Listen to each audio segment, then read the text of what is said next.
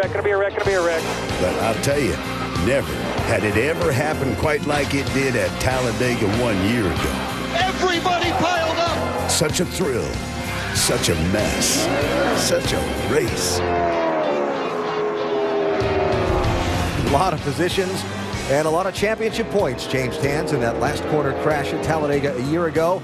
And as we get set to start today's 500-miler, I'll look at some of the top drivers in the chase for the NASCAR Sprint Cup who've had a lot of success at this racetrack, including our ESPN in-race reporter, Matt Kenseth, who won this race a year ago. Matt getting ready to roll off the pit lane along with the other drivers from his starting position in the number 20 car back in 12. Hey, Matt, Dale Chair at ESPN. Good to talk with us right now? Yes, sir. Hey, Matt, thanks again for talking with us. Our first question comes from our mailbag, and Haley from Mobile, Alabama asks, how much pressure is on you to avoid the big one and escape this weekend with the points lead over Jimmy Johnson?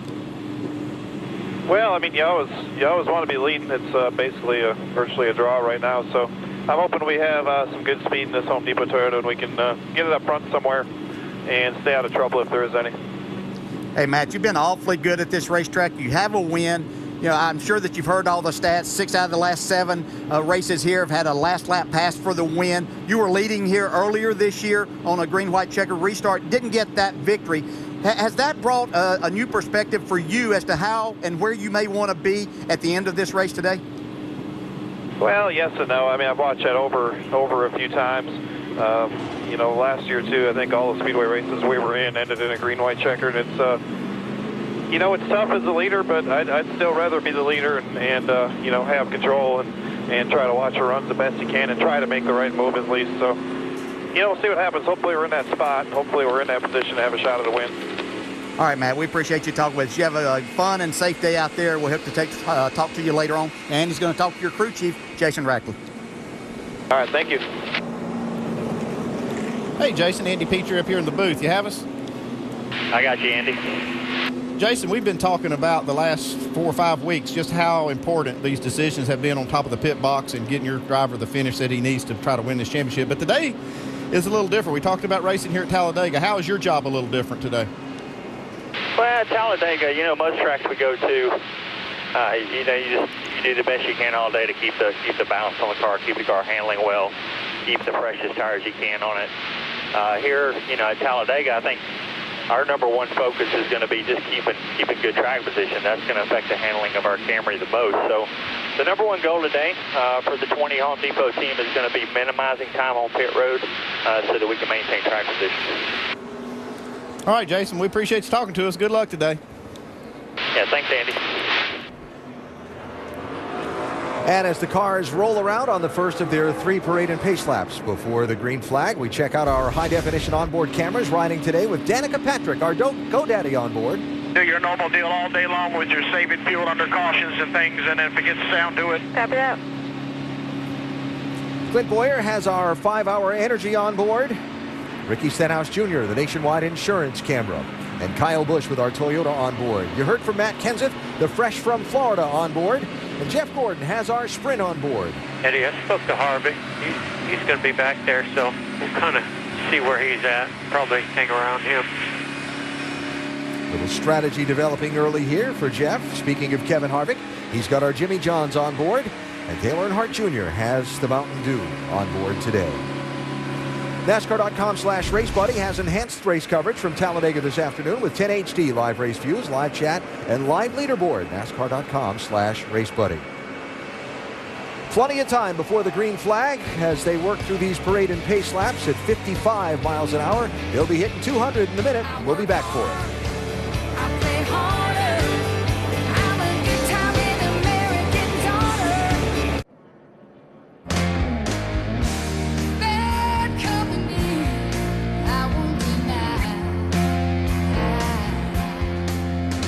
Who's going to be bad company in the draft at Talladega today? Some do this better than others. Do that for sure. Yeah, but you don't know that sometimes until you're in the middle of it.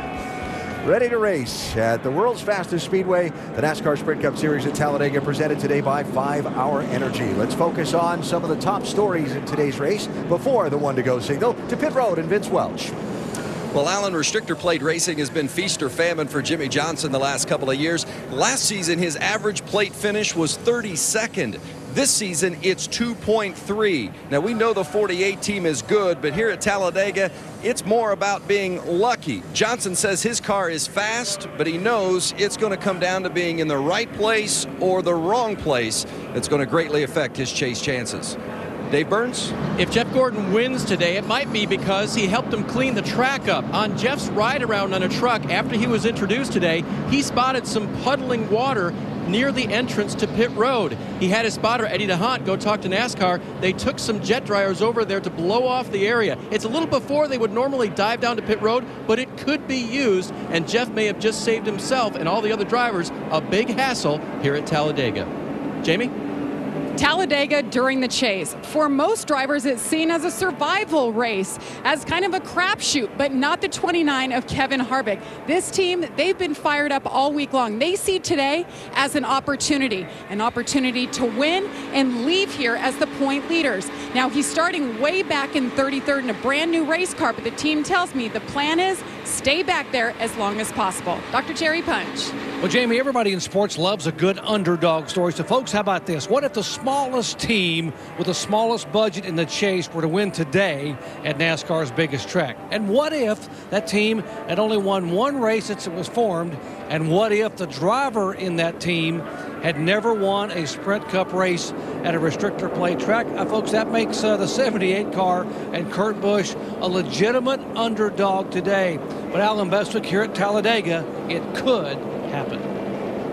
Doc Kurt's one of those guys who has the knack for the drafting, and he could put that 78 car in victory lane. Looking down on Kurt and the rest of the field from our aerial coverage provided by Goodyear. Everything we learn making tires that face the grueling demands of NASCAR inspires what we roll into yours. Goodyear, the official tire of NASCAR. So what to expect over 500 miles here at Talladega? Well, the drafting, the restricted engine package, the big pack racing creates a lot of lead changes, even with the switch from the Gen 5 car of tomorrow to the Generation 6 race car.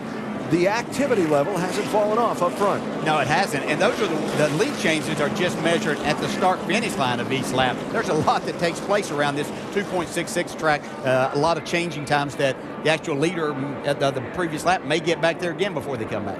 And that's thrilling action for us to watch. But you used the phrase as we got ready to come on the air today about what a gut-wrenching 500 miles this will be behind the wheel. It really is. I can't express enough just how difficult this is, what the drivers go through. You're in there, and even though you may have a spotter, it's up to you to calculate everything that's going on around you. And it is very nerve-wracking, and we'll see these drivers try to get themselves in position to win. It's just as nerve-wracking on top of the pit box. I can guarantee you that, because you think you don't have much control over what happens. We got no control, and it is very, very nerve-wracking. The biggest track on the circuit, 2 2/3 miles around, 188 laps for 500 miles. Remember the start-finish line, not in the center of the tri-oval. Past that, past the exit of the pit road, that makes a difference in the outcome at the end of the day as well. We're ready to go racing at Talladega.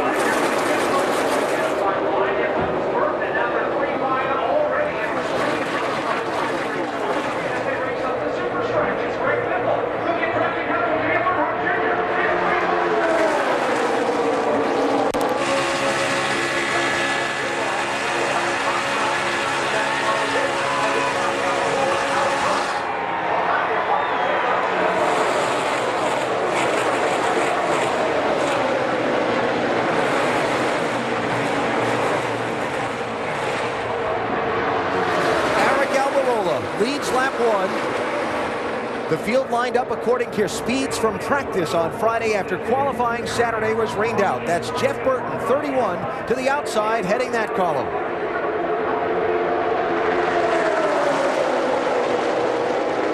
See point leader Matt Kenseth in that middle lane. He was pretty aggressive to try to push that lane forward. That's been Matt's style, to get himself situated up front.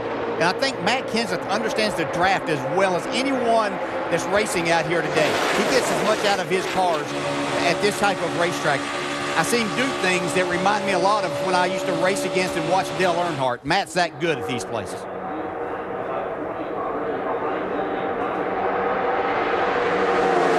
Jeff Burton at the line that lap.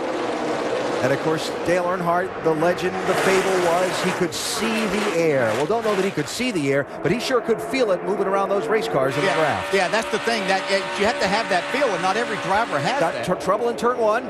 Caution's going to be out. Caution's out. Tony Raines, engine, smoke, and caution.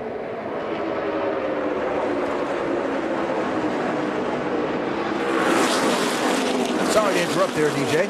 No, that's the important thing.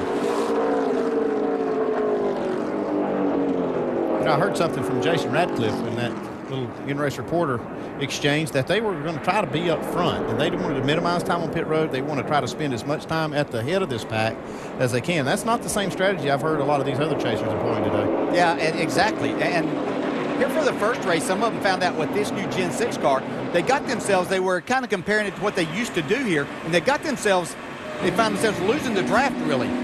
But now they've figured out better ways and where they have to be, so they're going to go back, but maybe not as far back as what they used to with the older cars. But they still going to, there's a lot more that want to employ that strategy than what I originally thought when we were talking about coming here a few weeks ago.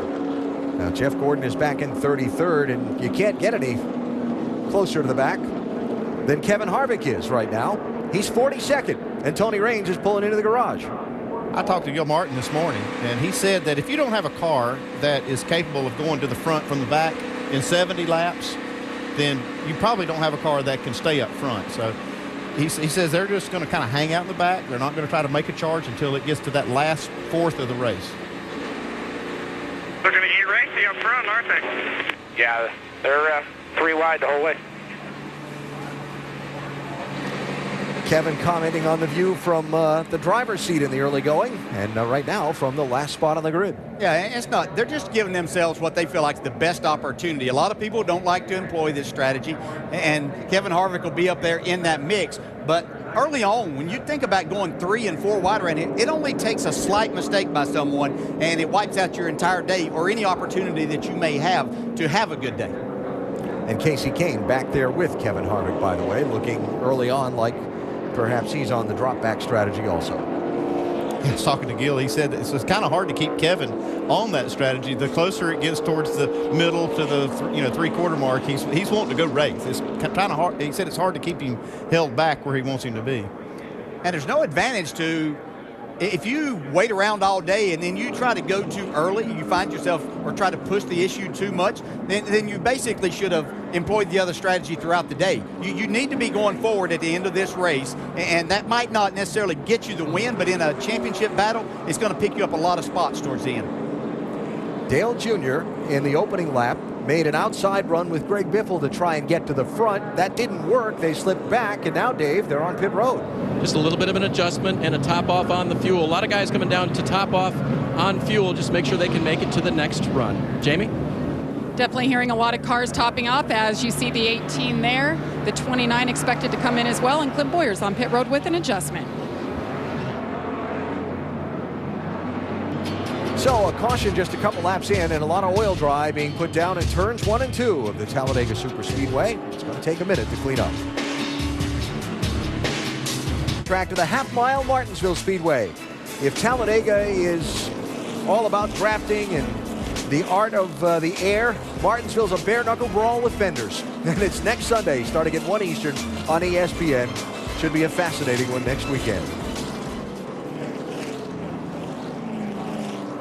And as you see the cleanup continuing from the large amount of oil dry that was put down on the racetrack after Tony Raines had the problem in turn 1, and it went all the way down the backstretch, around turns 3 and 4, and onto the pit road into the garage area. Quickly being cleaned up by the safety workers. We remind you to visit every2minutes.com to get information on how to win an Xbox One. Auctions begin November 5th. Start banking codes now.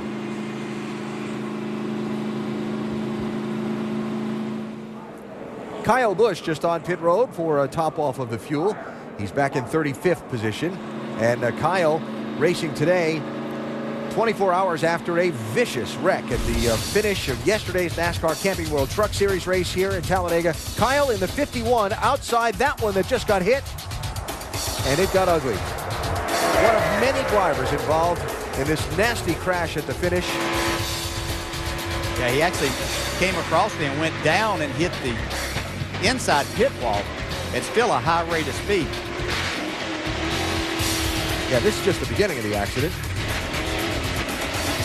This is just across there, and you can see hitting the inside. Pretty much knocked the breath out of him. And so Kyle having to recover from that to race here at Talladega today, Jamie. Yes, and he hit where there was no safer barrier. So he said the truck was just so hot he had to get out and catch his breath. But I talked to his wife right before the race, and she said Kyle was sore, but this morning he woke up and he was ready to do it for 500 miles. She said, I'm not ready, but he was definitely ready. Yeah. Fortunately, everyone in that accident basically okay. Understand that Justin Lofton suffered a fractured thumb in that, and certainly wish him a speedy recovery from there. Yeah, and this is not a physically demanding race. It's a long race, but it's more mentally demanding than physically today. So Kyle and Dale Jr. and Clint Boyer and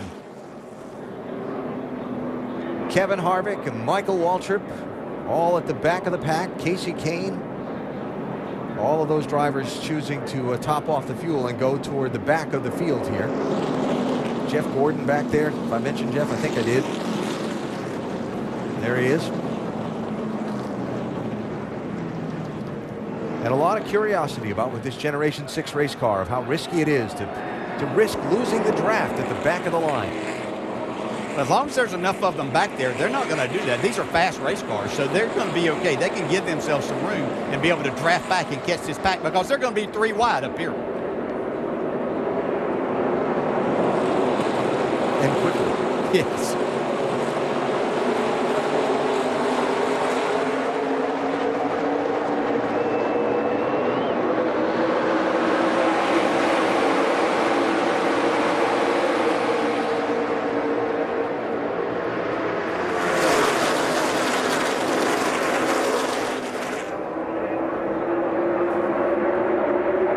Still see the residual speedy drive being blown up by the leader. It looked like he's smoking, but he's not.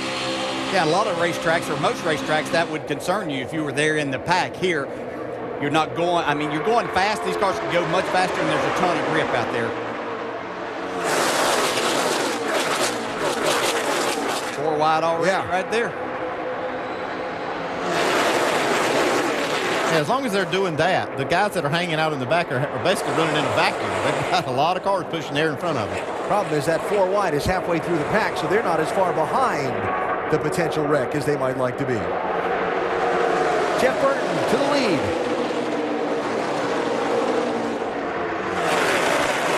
And Matt Kenseth through to second and maybe going to go after the top spot. Tony Raines blew up a while ago. We were talking about being able not necessarily to see there like Dale Earnhardt. He was the master at this, but just a driver's feel for this. And Matt Kenseth has that feel of knowing when he has that little bit of extra horsepower, if you will, by getting that air and using it to his advantage. The other thing he's really good at is leading a draft at these restrictor plate races. And I think that's what they have in mind by the conversations I've heard, that they want to try to get max points. To do that, they need to lead the most laps. And I think Matt is one of those guys that can do that here. He can stay out in front because he knows how to use that air. The only reason that he missed the big wreck last fall was because he was the man leading the race. Safest place to be.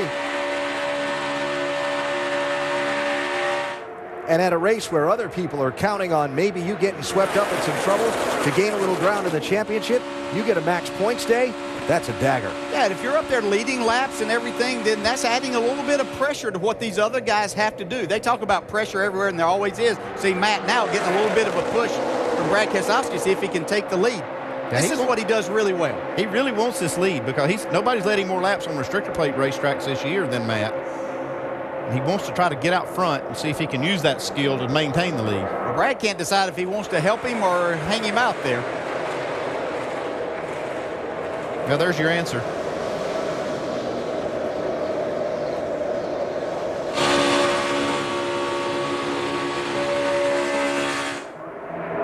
Kurt Busch up behind Kenseth in that outside draft. And here they come.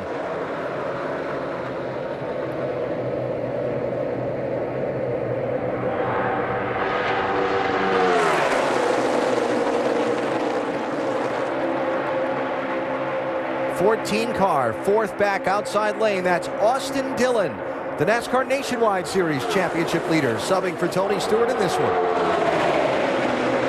Also have a different crew chief on the box there today with the 14 car. Greg Zipadelli is there. Steve Addington went back home as a child to be born and actually got a little assist from Kevin Harvick, I've been told on that. Kevin Harvick was good enough to let him use his plane and get him back so he could be there to be a part of it. Matt Kenseth led the last lap. Looks like he's cleared now. The 31 car, Jeff Burton. You know, when you're good at this and other people understand that, it's amazing how much better you become because you get a lot of help. And I used to say that's why Dale Earnhardt, he knew how to get there and people knew that he knew how to get there. So it wasn't hard for him to get a partner to get on his bumper and ready to go. Yeah, I'll tell you what you did want to do with Dale Sr., though, is make a deal with him. He wouldn't keep it. He was out there for one person. Absolutely. Outside lane, white and red 36 car. J.J. Yaley talked about the equalizer of the draft. Tom Baldwin Racing, one of the underdog teams. Yaley up in 6th place. Yeah, we've seen Tom Baldwin's teams run well here with Dave Blaney and others in the past. Expect them to be right there. They know this is their chance to do something that's great for their team that would help them with sponsorship and help grow this team going forward.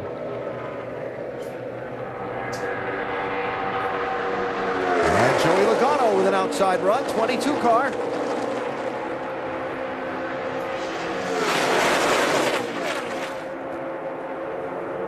He's in no man's land there. Now you can see he's going to utilize Austin Dillon coming up through there. It's really a bad feeling when you're sitting there with nobody on your bumper.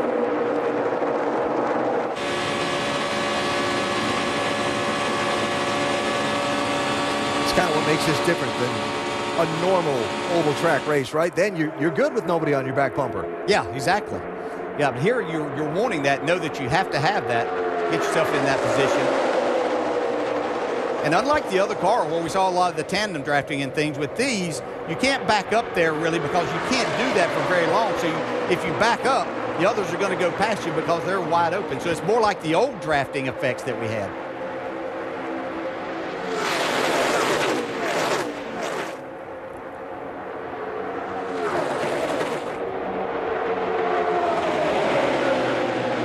Well, that's about 25 of them in the lead draft.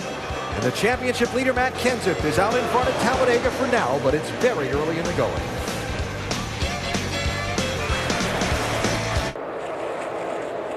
The NASCAR Sprint Cup Series at the world's fastest speedway, Talladega Super Speedway in Alabama. Very early on in today's 500-miler, our telecast presented by 5 Hour Energy. Greg Biffle now out in front. And we invite you to enter online at ChevyOutdoors.com for a chance to win an all-new 2014 Chevy Silverado.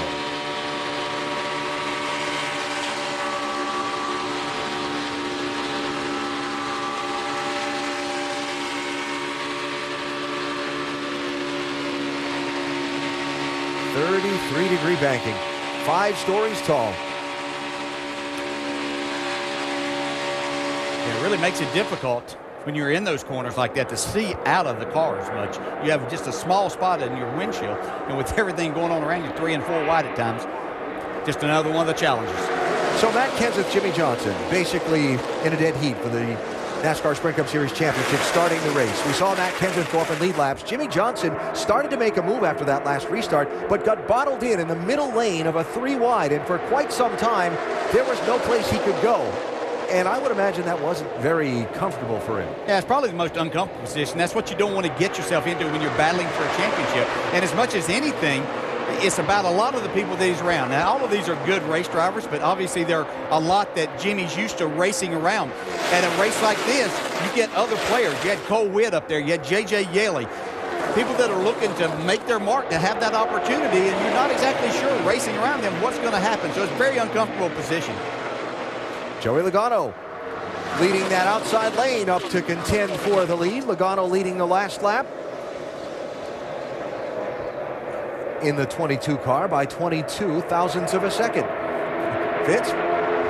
You know, a long chat with the Jimmy Johnson spotter Earl Barbin earlier today, and he said sometimes it's a feeling of helplessness when you're up there and you know your driver's in the middle of something he can't get out of. We heard a lot of in and out from Earl communicating to Jimmy. In and out, meaning you've got somebody on the inside, somebody on the outside, and you could hear it in his voice that he didn't like the position Jimmy was in. Fortunately, it's not out anymore. Jimmy just too wide currently. Yeah, most of these racetracks, you can race your way out of these kind of situations. You can use your talent, like Jimmy Johnson can use his talent at Charlotte to separate himself. You can't do that here. It's a really helpless feeling, I'm sure. Yeah, and I never did like that middle situation, unless that was just a dominant line that was happened to be moving. But you don't give yourself an out by being in that middle too many times. And I know Jimmy, that lane was moving, he got trapped there. But that's a situation that if something happens in front of you, you're basically going to have to hit someone to look at getting out of that. Never like to get myself in that. Sometimes you can't help it, though. Greg Biffle leading that inside lane, trying to get the lead from Joey Logano and talking with us earlier about being stuck in the middle. To be in the middle of the pack, cars on all sides of you, basically moving parking lot at 200 miles an hour, the adrenaline, the heart rate, the feeling is I cannot explain it. I can't explain what it's like to be in that situation. And it's not like you're in that situation for 10 seconds. You're in that situation for sometimes 10 minutes.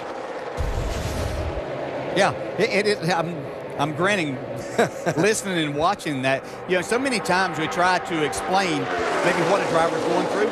But this is a situation that as a driver, you really can't explain what the feeling's like. We have no analogy that I could give you with anything that you've really done in your life, unless you've been in this, that it would help you understand. I can just assure you that you think about the most intense thing that you've ever done and ramp it up about 1,000 times, and that's what you sit in. And you can hear Greg talk about being in those positions sometimes for 10 or 15 minutes. Yeah, I see you smiling now. I bet you weren't smiling when you were in that position. No. He's having flashbacks here for a second. So I talked about the risk of losing the draft. You saw the pack. You saw that second group of single file cars, the drop back guys. Casey Kane's lost contact.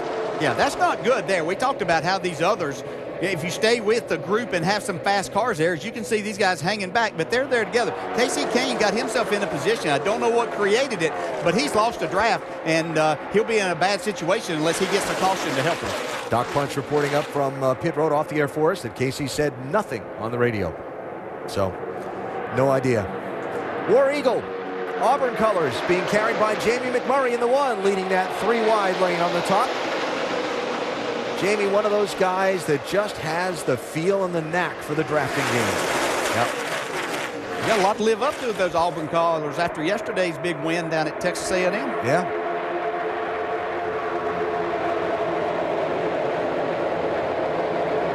And I realize that by saying War Eagle at this particular part of the country, there are some who will be glad to cheer me and some that I might have to duck on my way out of the booth here. It's a good thing we're up high right now, right? Yeah.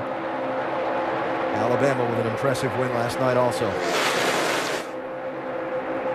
So Greg Biffle leading. Matt Kenseth is second. And then that from third.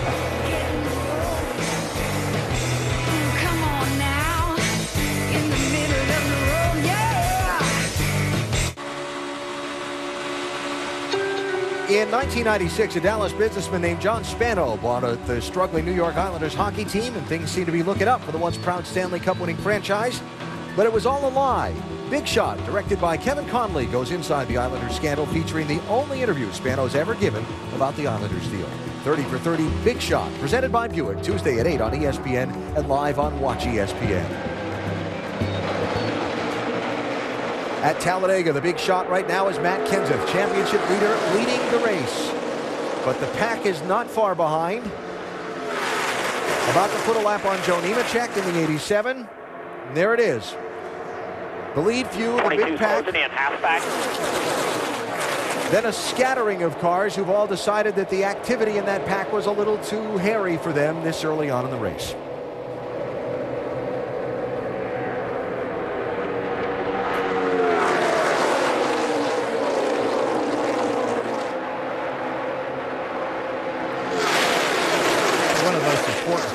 this situation is a spotter on the roof that's helping these drivers negotiate these 3-wide, 4-wide situations they find themselves in.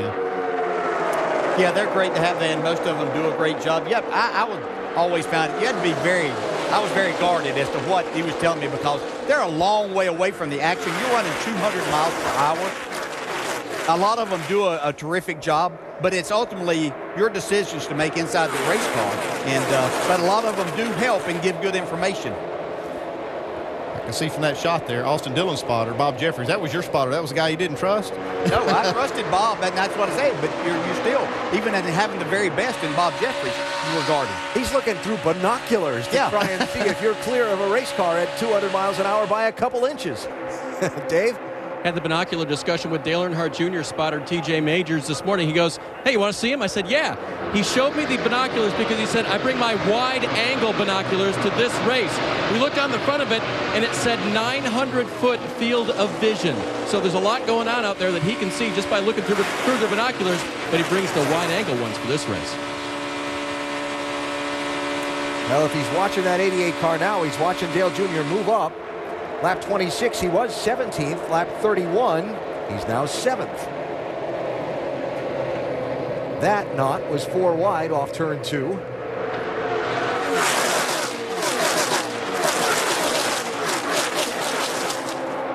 Greg Biffle on that inside lane, blue and white 16 car, was leading and contending for the lead in this race.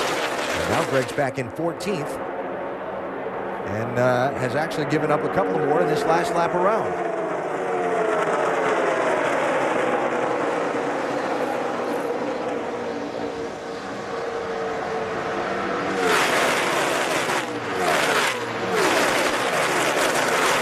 Different things that different drivers will look at throughout the day. Dale Jr. looked like he was going to maybe hang at the back for a while, but as things kind of settled down and started to get 2x2 more than the 3 and 4 wide racing all the time, then Jr. saw an opportunity to take his fast car and move forward, get by this.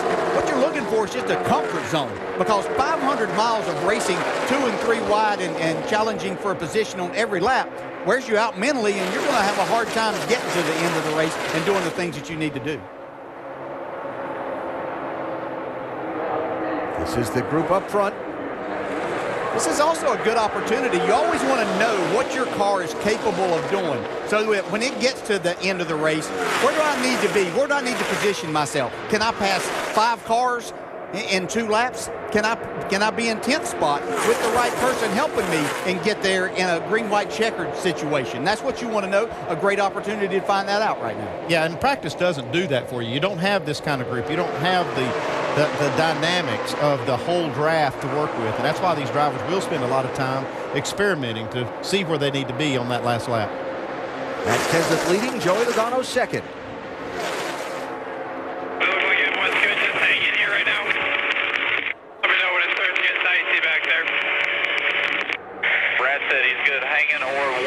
I think right now is a good place because the first 6 of us are pulling away from everybody dicing around there.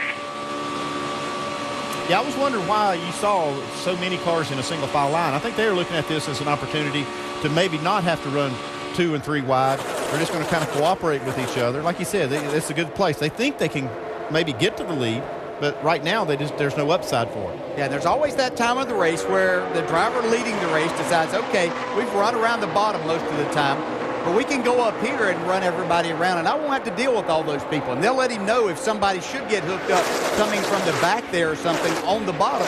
But it's kind of a relaxing deal right now to know that you've got a group that's kind of broken away and you can log some laps because, again, long 500 miles. You're waiting to get through these first 450 so you can really settle this thing. And another wrinkle to throw in.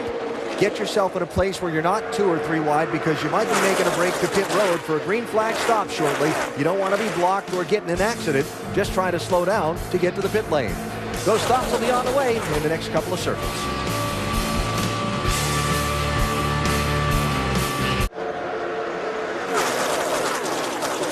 The draft blasting by you at the world's fastest speedway, headed by Matt Kenseth, leading the chase for the NASCAR Sprint Cup starting today and leading this 500-miler here at Talladega as we're 100 miles into today's race.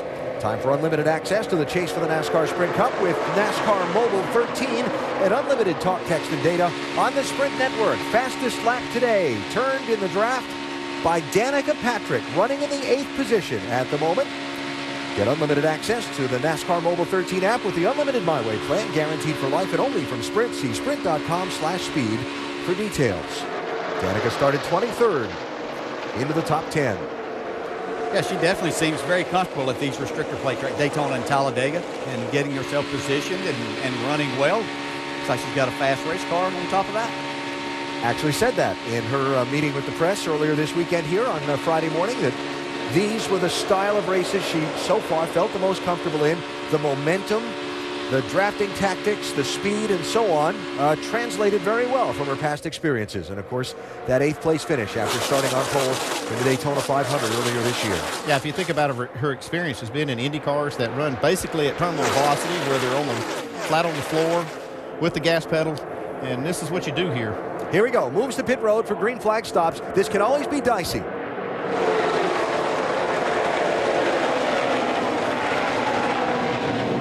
Stenhouse clipping the grass. Dave?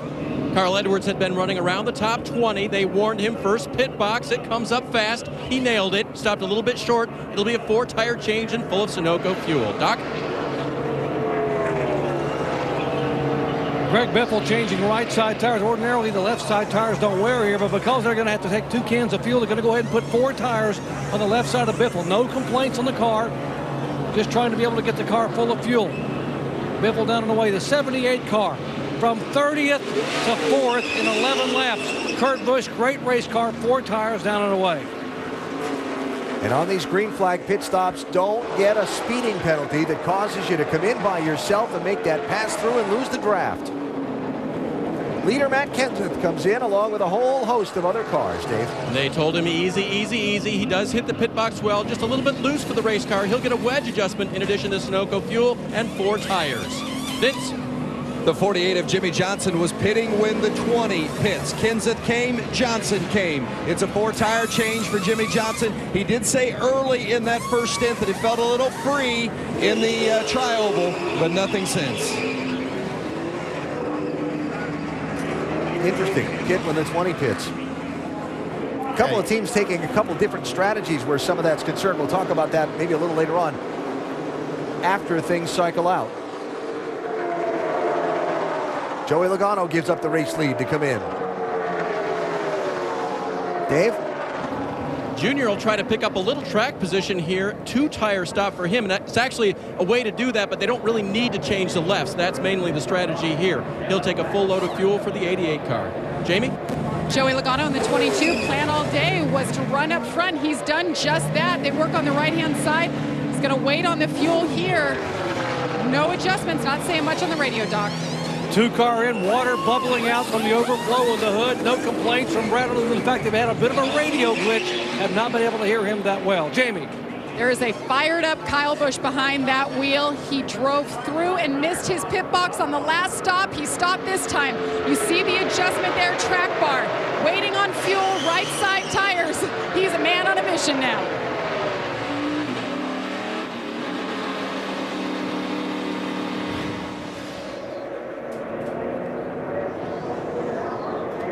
Watching Kyle here, top left of your screen.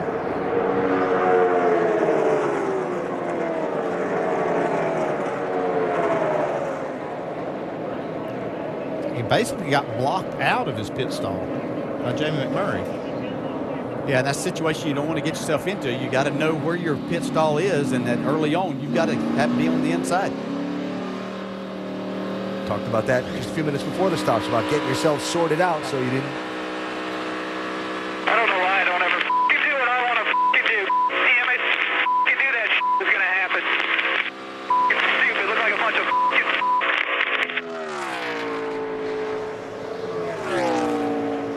Well, the frustration at the pit stop problem will only be multiplied by losing the draft.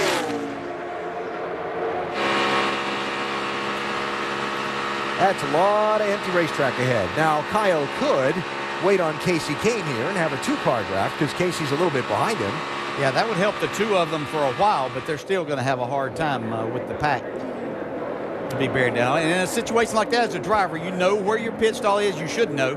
And if you have to give up a little bit getting to pit road, it's important to make sure that you get in your stall and then stay with the group of cars. So after the cycle of stops, they're not quite complete. They're being completed here. Jeff Gordon, Kevin Harvick coming in. That's Brad Keselowski serving a penalty for speeding on his pit stop a minute ago. Dave? Jeff was on pit road on lap 6, so he could stay out just a little bit longer. He has led laps today, so chance to pick up a championship point there as well for Jeff, Jamie. Plan for the 29 today, hang back for the first 100 laps, and he's done just that, but he's risking missing a group of drivers to run with for the draft. The car's pretty good, 14.6, pretty long on that stop. They wanted to make sure they packed him full of fuel, and Kevin Harvick is gone. And here comes the pack that they'll try and blend in on the end of, with Dale Earnhardt Jr. leading.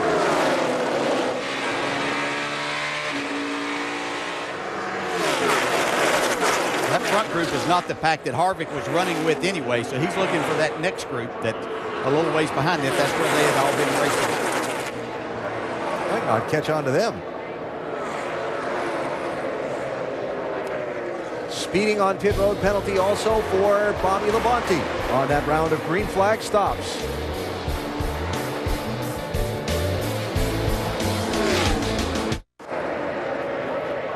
Just past a quarter of the distance in today's 500-miler for the NASCAR Sprint Cup Series at Talladega Superspeedway, and that's the race for the lead.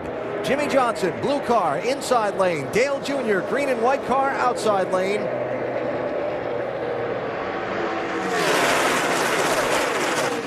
And Jimmy Johnson going to lead that lap.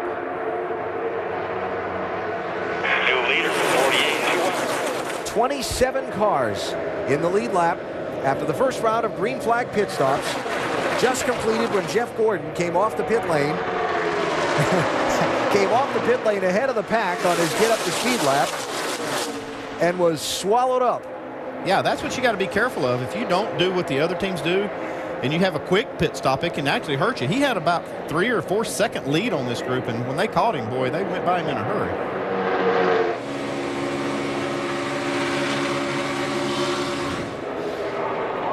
So Jeff now showing back in 25th place. There are 27 cars in this lead pack, Dave. And all they told Jeff was just make sure you're not the last car in that lead pack. Apparently, that's what bit the 5 earlier, and they just said as long as you're somewhere before the last car, you're okay. Just joining us, Casey Kane losing the lead draft after dropping back toward the end of the line in the first run of the race, and now Casey is all the way back in 38th place. The only 2 cars on the lead lap behind him, both just had speeding penalties on their pit stops.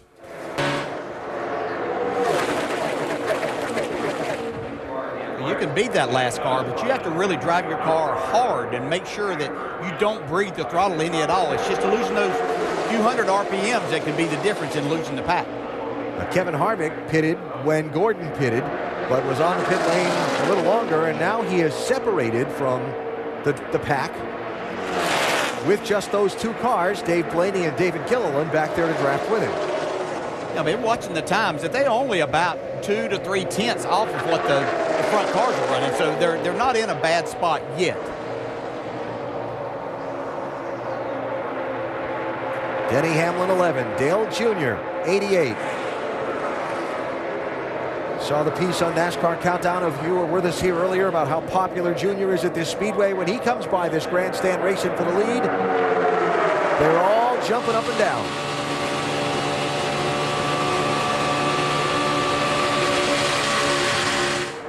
I found it very interesting listening to Junior talk about getting advice from his dad when he first came here and started racing. Obviously, all of us watched and learned from Dale Earnhardt, but he was getting it firsthand. And my times of racing with Dale Jr., it was amazing to me that if you could have swapped his dad and Junior, I wouldn't have known which one was in the car because they raced so much alike at these types of racetracks. It was just incredible. And the other part about his comments that really fascinated me, besides the fact that he seemed to be in a really great mood, I think he knew what a good car he had for this race, was talking about how much things changed from race to race here at Talladega. You waving at Jimmy Johnson ahead of him? Yeah, I think he's trying to give him some direction on where he wanted to go. I think he's wanting to run up high right now, and that's what he's kind of motioning Jimmy. I don't know if Jimmy could see it with the spoilers that on these cars are looking out, but that's where Junior wants to run right now.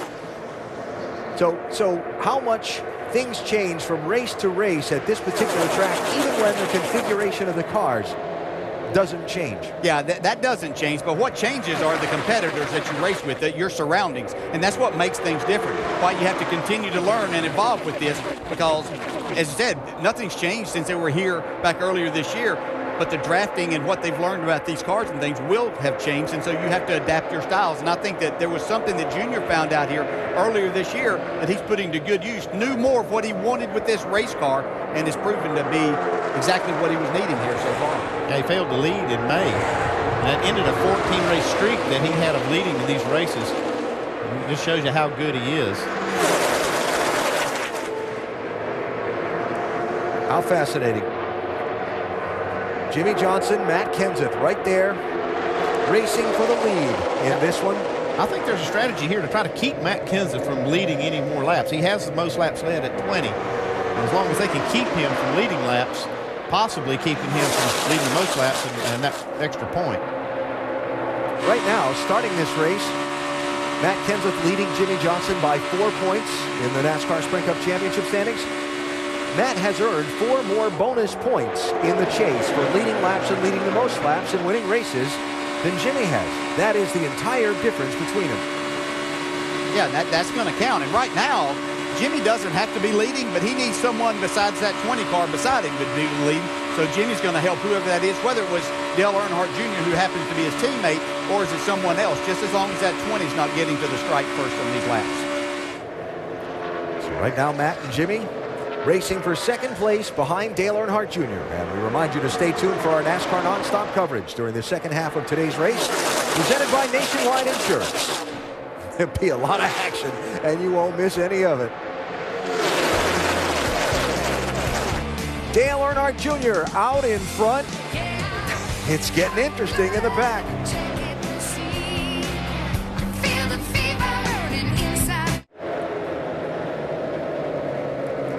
The NASCAR Sprint Cup Series is at Talladega Super Speedway. Our telecast today presented by 5 Hour Energy. And we invite you to check out NASCAR.com/RaceBuddy and watch enhanced race coverage from Talladega with 10 HD live race views, live chat, and live leaderboard.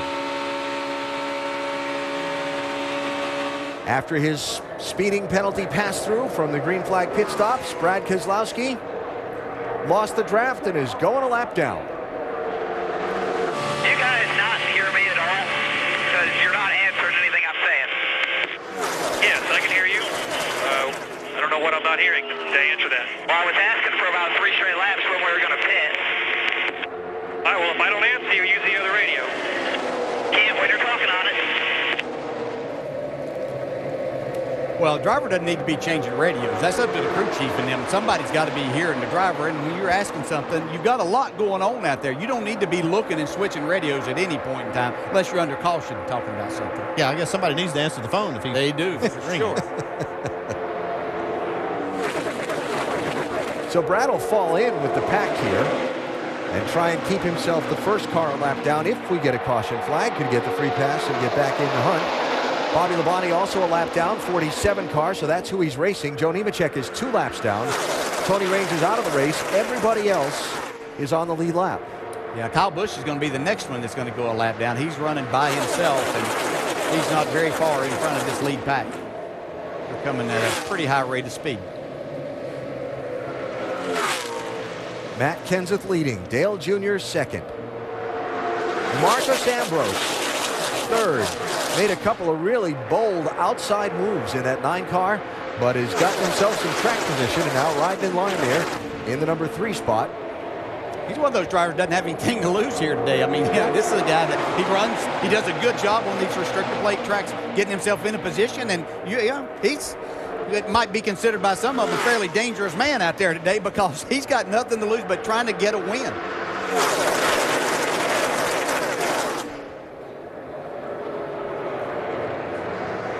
Jimmy Johnson trying to lead that inside line back up to race with Matt Kenseth. Yeah, it looked like Junior was trying to get him to run high when they were together, and Junior was leading the race, and they were keeping this 20 car from leading laps. But as Junior went into the corner, you can see Matt swapping lanes right there, just trying to keep the lead. But when they went in the corner, Jimmy just didn't go to the wall with Junior, and that allowed, it kind of opened up the hole for Matt Kinsley to take the lead. I was talking about earlier, you see how Matt really manages the lead about as good as anybody. But if you're Jimmy Johnson and Dale Jr. and Matt's changing lanes back and forth like that, is that kind of aggravating you? No, you know what, I mean, you're going to be doing the same thing, you know.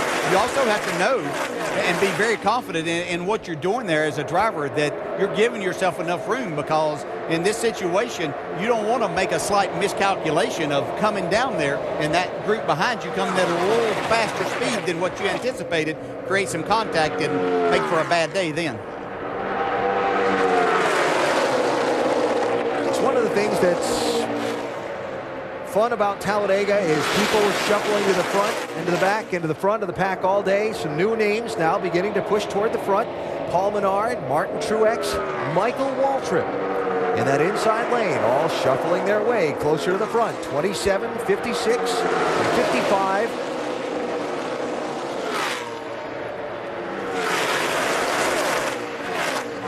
Yeah, Michael Waltrip in that 55. Michael does a tremendous job. Obviously, he's won on these Daytona here.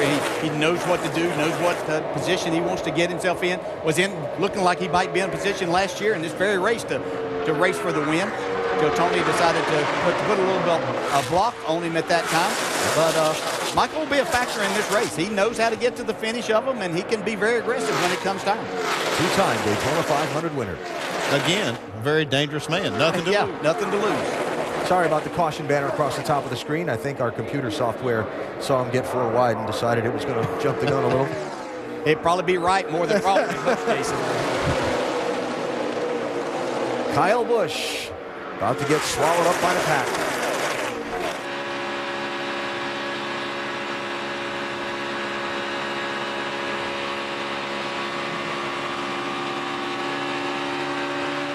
Teammate Denny Hamlin going to pick him up. Yeah, Denny went down there to see if he could keep Kyle up here as that first car 1 lap down. So if he can help Kyle stay in that position, then if we do, if and when, we're going to have a caution at some point. But this puts Kyle and keeps him in a position ahead of that 2 car.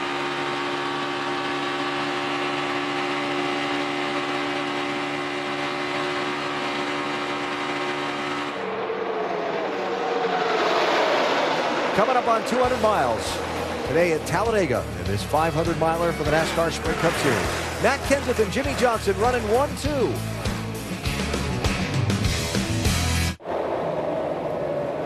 $70 laps complete, and the jostling for position continues at Talladega Superspeedway.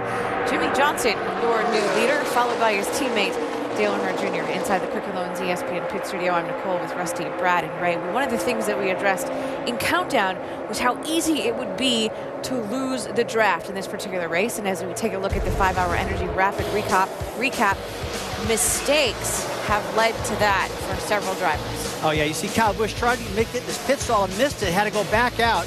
Now he's way behind. He's a lap down. He is mad. He's fussing on the radio, trying to compose himself to get that lap back. Yeah, Casey Kane, another guy, got back early and then lost the end of the draft and absolutely got devoured by the field another lap later, putting another lap down. He's got a long way to go. Brad Keselowski speeding on pit road. Yeah, absolutely. That's not good. No, it's not good because he had to come back to a pass-through, and when you do that, you lose the draft, and right now he's a lap down because of it. One of the fastest cars on the racetrack, too, a lap down. One of the things we saw during the commercial break, Matt Kenseth had been out front. He has been one of the strongest cars all day. He's led 31 laps. He's not out there right now. He fell back to about 14th. Dave, what's going on there? It was a move that caught spotter Chris Osborne by surprise. Matt came back on the radio and said, at all costs, we have to block that middle lane. He said, if I'm ever going to get stuck, it's going to be in the middle. Chris told him what had happened, and here you see the move happening here. What surprised them was how quickly the 27 moved down as well, but obviously Jimmy making that move was where the middle came into play. Alan? Dave, thanks. So Matt going from 1st to 16th at the moment. He's picked his way back up to 12th now, while Jimmy Johnson leads And the comings and goings throughout the pack continue to be really interesting. Strong run today by Austin Dillon in Tony Stewart's 14 car. There he is running right behind Paul Menard in the Neon 27. And Ricky Stenhouse Jr. now coming up behind them. Stenhouse having a strong run. Yeah, he really is. Now, I kind of expected this from Ricky Stenhouse today. He likes this type of racing. He enjoys the challenge that it presents. And he knows this is an opportunity this year with this race team. If he's going to get that first Sprint Cup win, this might happen today. He's seen a lot of drivers do that. It's happened a lot here at Talladega. Dale, you see that 18 car in the draft. He's lapped down. How do the other drivers treat a car that's a lap down in this league group at this stage? Well, I think that you have to look at the reasoning, and most of them will know that Kyle's got a fast car, that there was a mistake involved and got that situation. But you're really not looking to help him, you know. He may be there, but he's fortunate he's got his teammate Denny Hamlin there that is helping him some. Otherwise, he would have probably dropped further back in this pack. Of course, Stenhouse earlier on the green flag pit stops. We were talking about Ricky a second ago. Jogging the memory. Remember, he cut a little grass down with the right front corner of that car. You can see he got inside the cone was no problem, but then I don't know if he wasn't really looking at where he was going, but got off, and fortunately he didn't tear up the splitter there. Or just couldn't get woed down enough. Yeah. But no harm, no foul, unless you're the grass. Yeah, and they were able to clean that when they made that pit stop, so they didn't have to worry about overheating the engine. So Jimmy Johnson is leading. Matt Kenseth has been up front, running 10th right now in this line, while Kevin Harvick runs back in 29th place. And right from the start of the race, yes, I know Harvick started back in 33rd position, but they dropped to the back of the pack, and they seem to be employing a strategy not just of drop back, but of doing whatever the opposite is of the two guys ahead of them in the championship. Yeah, I talked to Gil Martin at length this morning about their chances for the championship and how this race might change that for them. And he said what they're going to do today is just do the opposite of what the 48 and 20 do. If they're going to lead laps and be up front, then they're going to go to the back. They don't want to get caught up in the same wreck as them if something happens, because they need some kind of a separation race today for them to be back into this. They do need that, but they've lost more than where they want to be. They're not just at the back. They've lost touch with the pack right now, and they're going to need help from a caution or something if this continues to go green for a long time, or he'll be in danger of possibly getting lapped. Even though there's three of them running together, they're losing a lot of time. That's not where they wanted to be. I would have rather taken two tires on that situation and then got myself in a position as to which pack I wanted to be. You could go to the back of this and still be in good shape, but they're in a danger spot right now. Yeah, I noticed that their pit stop was a little bit lengthy. They got 4 tires, filled up with gas, but they were not in a position to give up any more of that track time. And I'm with you. I think they probably should have just taken 2 tires because there's no upside to getting 4. So Harvick at the back, while Kenseth has marshaled some help in that inside lane and is starting to work his way back up to contend with Johnson for the lead. I'm telling you, you have a fast car and a good driver, and people respect and know that that's what it is. Matt Kenseth is going to lead you, not going to lead you in a bad spot. You're going to get help, and this time right now it's Jamie McMurray that latched onto the bumper of Matt Kenseth. So Matt Kenseth's like the Pied Piper here. That's right, yep. Dale Jr. again to the outside of Jimmy Johnson as Jimmy drops down to block that inside lane. But he knew he might give up the lead, but he wasn't going to let the 20 be the one to take it. Yeah. So far today, Kenseth has led the most laps, in position for that precious bonus point toward the championship. Yeah, they're boxing him in now. They're not letting him up front. 70-lap green flag run. Just the one caution back at lap 2 for an engine failure. That's it. Don't count on it being that way all the way to the finish. More green flag pit stops coming up shortly, and they're 3 wide again. Oh, trouble. Marcus Ambrose turned in the tri-oval. Montoya collected.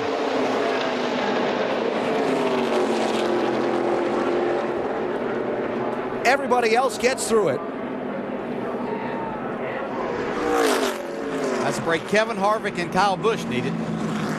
Marcus Ambrose did an amazing job to keep driving that race car as they went off the racetrack onto the apron and not hit that inside wall. Be interesting to see if he got a little bit of help in this. You'd have to think so, huh? Ambrose and Montoya were running 5th You got any oil pressure? and 16th. That tri-oval is one of the toughest spots on this racetrack. It's a big corner itself. Cars get really light in there. Yeah, I'm not sure that he got any help. He was definitely in some traffic. He was in the middle, coming through the tri-oval. So he's going to try to change lanes, go to the top. Oh, yeah, just... Wow. That's just air working right there. Montoya just a victim. Yeah, unfortunate for him. He's wrong place at the wrong time.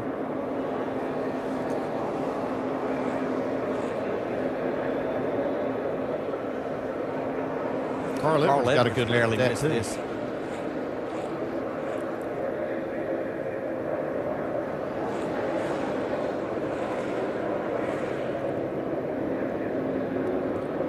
Trevor Bain right behind that in the 21 car, able to get slowed down enough to miss it.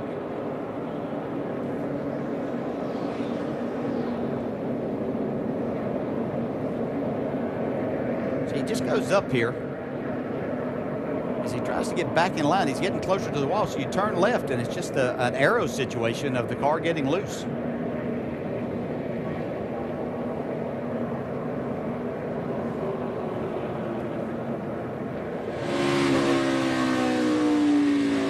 Okay, high, go high. They're going to come back up now. They're going to come back up.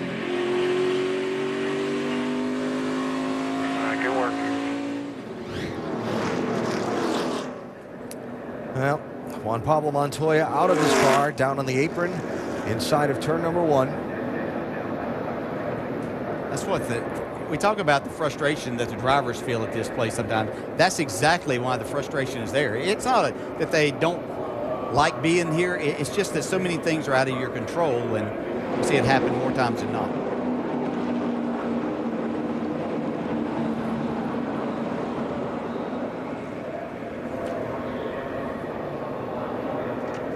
So pit road closed here. The pace car is just now going to pick up the front of the field. And the pace car leading the leader past pit road is what opens it for the work. So we remain quiet on the pit lane for a moment. Big break, you mentioned it, DJ, for Kyle Busch. Yeah, and he has his teammate, Denny Hamlin, to thank for that. He can take him to dinner. Not that Denny can't afford it on his own, but it'd be a nice gesture. Because he's really the reason by getting in, taking the time. Denny was actually up racing for the lead and chose to get in behind Kyle Busch and keep him up towards the front of that pack to be the first car lap down. Yeah, and then as they lapped other cars like Casey Kane and some of the other guys, they were able to just kind of mow right by them because they didn't have that kind of help.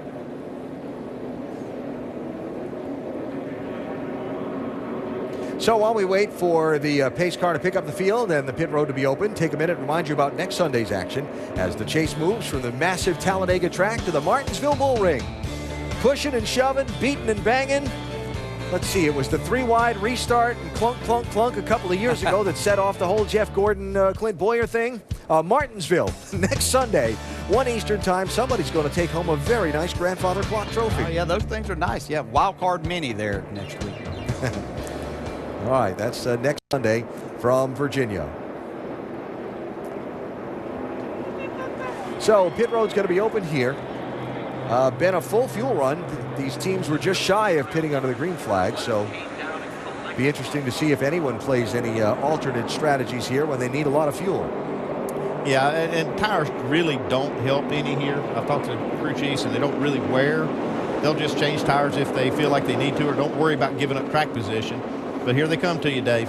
Kenseth took 4 the first time. Junior took rights only. So Kenseth's guys were talking about keeping him some track position. So probably rights for him. Junior's going to get just rights again. Vince.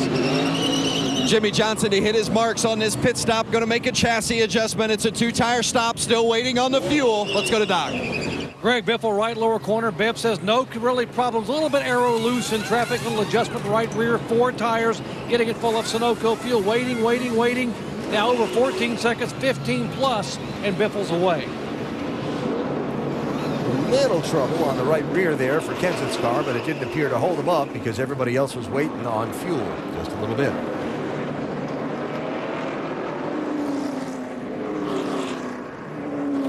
So just the second caution is out after Marcus Ambrose and Juan Pablo Montoya were involved in an incident in the tri-oval Ambrose losing control, collecting Montoya. And it's a bad day in Alabama for those two drivers.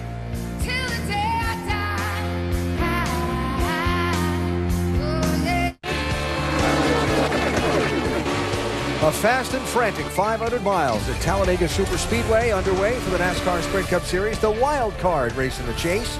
That just got a little too wild for Marcus Ambrose and Juan Pablo Montoya, the drivers involved in our second caution of the day. Aerial coverage provided today by Goodyear. Everything we learned making tires that face the grueling demands of NASCAR inspires what we roll into yours. Goodyear, the official tire of NASCAR. Coming to get the one-to-go signal. Going to go racing in another lap. Our ESPN in-race reporter, Matt Kenseth, is going to be right near the front of the pack. In fact, he'll be second when we restart. Hey, Matt, Dale Jarrett, I know you're getting one to go. Have time for one quick question? Absolutely.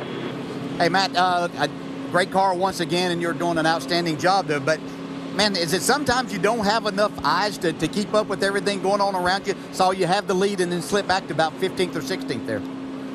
Yeah, I mean, I got the best spotter on the roof. He sees a lot of stuff, and I'm very demanding, to say the least. So, yeah, it's been a good start. Our Home Depot Let's Do This Toyota's got a lot of speed. When I get in the right spot, I just made a couple moves where I didn't have it in the right spot. I just didn't see the right run coming, and didn't get in the right lane and got shuffled back. So I feel like we're learning a little bit. It's a little busier out here than I hope. So hopefully we can get back in position and stay up front here this run.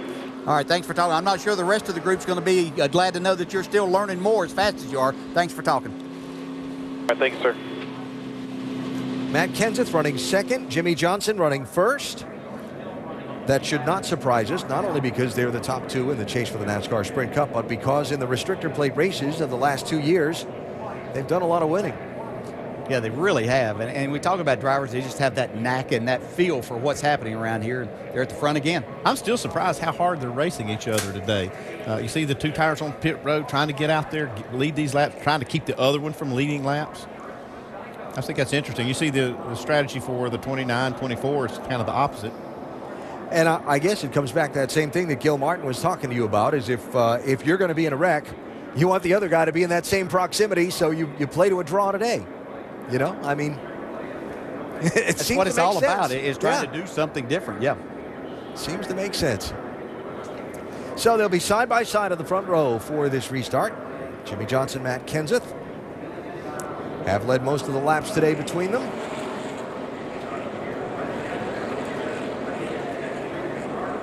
And both the cars of Juan Pablo Montoya and Marcus Ambrose are off the track and in the garage area at the moment. Our green flag restart presented by Nationwide Insurance.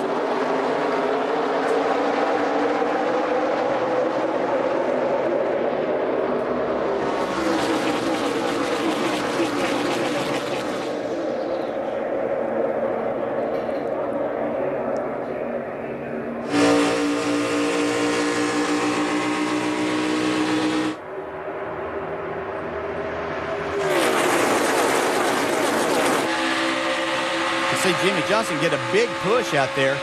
They got him out front from Dale Jr., but he wasn't able to hang on. Matt Kenseth had one from Austin Dillon. That's going to help him take the lead right now. And here comes Jr. back on the 48 bumper. And Kenseth down in front of Johnson to close off that lane. Yeah, it's just something you have to maintain as a driver. You know that you can't get out there too far because somebody's going to get some help and come back by you. But I'm not sure Matt's going to have the lead when they get back here.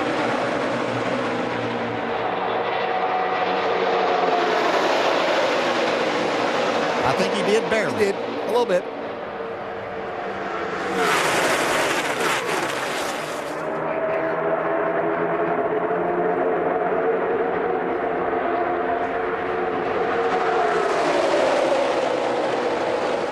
I think this might be some of the hardest racing I've ever seen in this part of the race. Well, Austin Dillon got pushed right there. He got a big push from behind and actually made him loose and turned his car towards the wall. Had to get out of the pack there for just a second. And I think a lot of it, Andy, they feel very comfortable in these cars with what they have, that's why we're seeing them race so hard.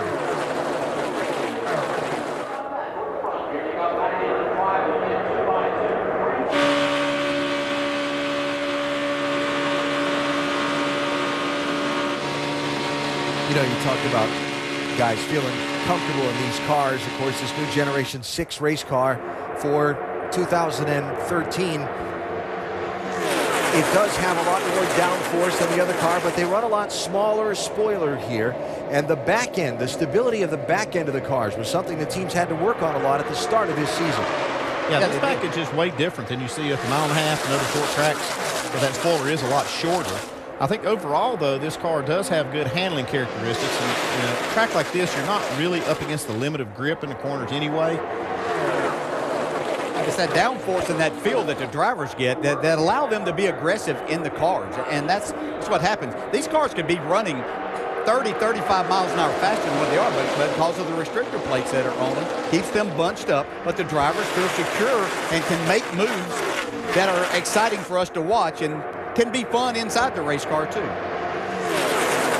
And as we watch what happened to Austin Dillon a second ago, the other part of it is the competition level. Now, we see that not just at Talladega and Daytona, but across all the racetracks. The number of good teams and good drivers and good equipment. Wow, that was close. That was almost big right there. That wasn't nice. You can see Paul Menard trying to give him a little bit of a push there. But you have to be careful. The bumpers don't line up perfectly front and rear of these cars. And if you get too much of a push there, you kind of get the nose underneath and it'll literally pick the back end of the car up. And then that's exactly what happened to Austin Dillon. And as he tried to correct that, it shoved him towards the wall. Did a nice save. So just to finish off that point, the depth of the competition means you have to race hard. Yeah. Yeah, you're exactly right, Alan. And there's so many of them out there that, you know, the cars are so much alike and they're mandated on what they can and can't do to these cars. Puts it in the driver's hands out here and makes for exciting racing. Danica Patrick in the top 10. 7th place. That 10 car. He just makes it so difficult as a driver because it doesn't even sometimes, we might call it a mistake, but it doesn't really be a mistake. It's just a miscalculation by the slightest of margins that creates a really bad situation when you think you're in a good spot.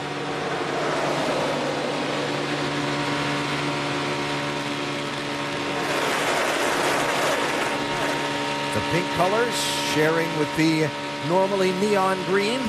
GoDaddy car. Danica, of course, and her sponsor in support of Breast Cancer Awareness Month and research and cures for that terrible disease. Danica says somebody like me has more of a shot here, just like everybody else.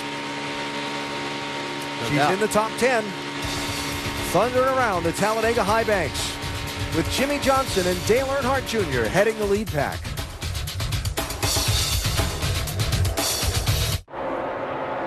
The race for the lead, live at Talladega Superspeedway in the Camping World RV Sales 500. Clint Boyer, with a nice inside run and some help from a few of his friends, has gone all the way to the #1 spot.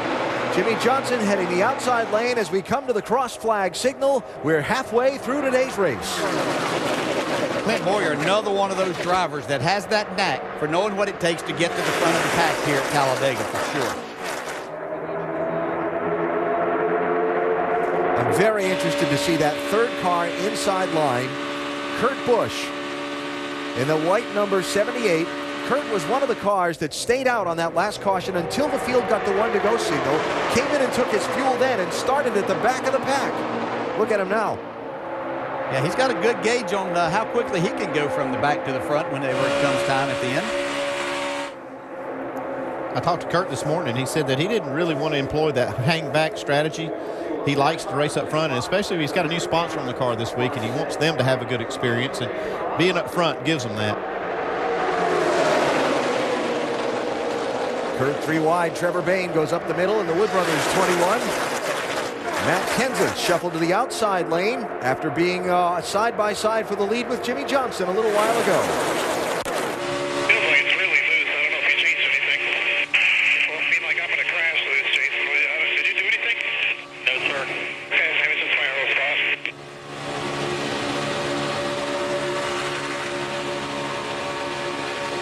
Crash is the last thing that he wants to do today.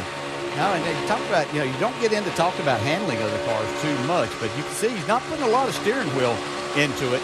Of course, he was in the high line right there, but it looks like he's very tentative, especially on the entry to the corner. Well, it's like I said, they're not at that limit of grip, but with this low downforce package and these dynamic situations they find themselves in, and we saw Marcus Ambrose just lose his problem. Yeah. When you find yourself back here where all the air is really being stirred up a lot, car drive quite a bit different. 34 cars on the lead lap in this draft, 2 racing to be the first a lap down. The 2 car of Brad Keselowski and the 5 of Casey Kane. They're in that inside lane. Caution comes out. Whoever's ahead of the other is going to get waved back around onto the lead lap. Landon Castle, Bobby Labonte, and Terry Labonte also a lap down. 4 wide through the tri-oval gets a little dicey right here.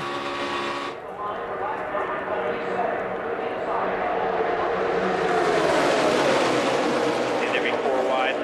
Watch the 17-21.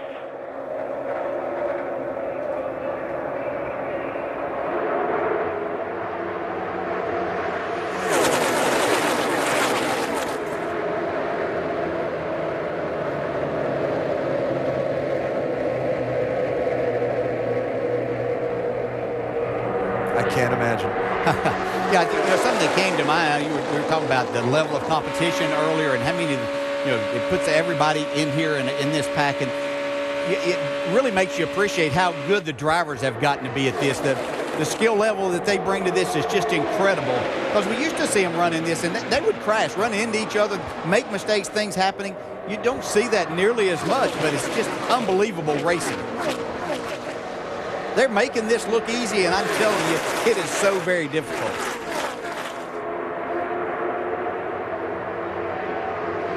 I mean, you can just see right there, there's not hardly any room for an error by any of those drivers. Casey Kane, a run on Brad Keselowski. That's to be the first car a lap down. The race within the race. Yeah, that's all you can do in this situation is get in front of that car, that just in case something does happen. And it sure could right now.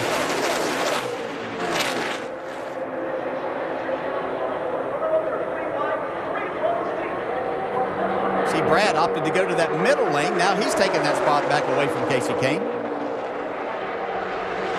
Big win for Brad Keselowski last week in this race team. They really needed that. They'd put themselves in position a lot. Just could never make it happen this year until that. And what a great race for the lead at the end of that one. Oh, incredible. Yeah.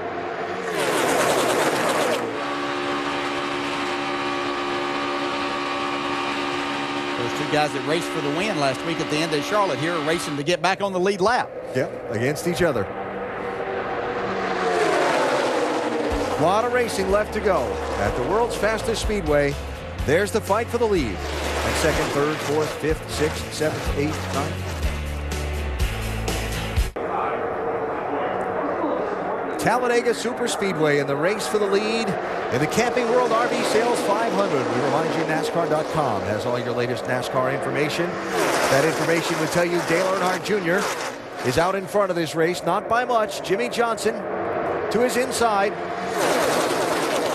in a very speedy Talladega race that's only seen 2 caution flags. One for an engine failure on lap 2, another for a 2-car crash at lap 78. Haven't had the big one yet. We've had 13 different drivers pace laps in this race, 28 lead changes. Top 2 in the championship have been in the mix at the front of the pack. In fact, they've led the most laps, the 2 of them.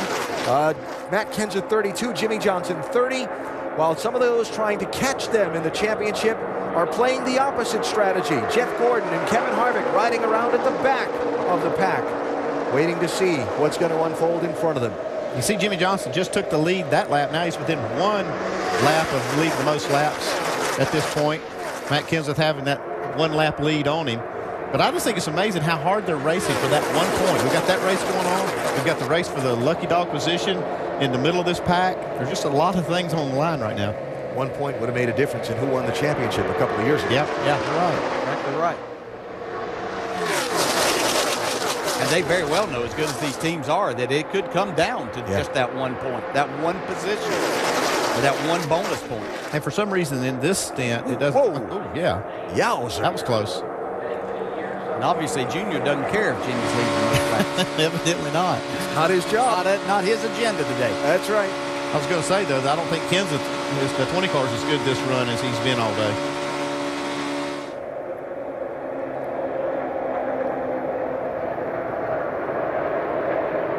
That 48 car, though, and 88, very strong.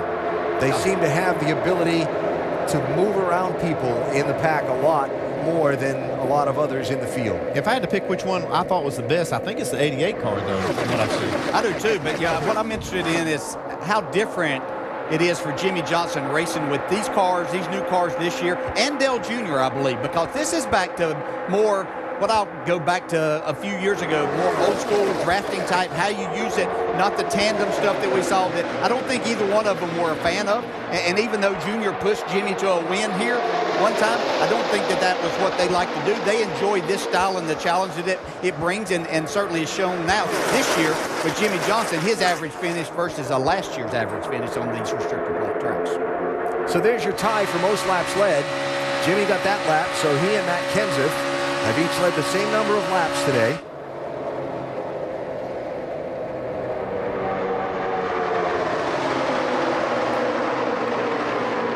Jimmy running in the race lead, and Matt Kenseth, after getting shuffled back just before that last caution from the lead to 16th, now finds himself off of the lead group and back in 24th place, Dave. Now, first let's let Matt describe the condition of his race car.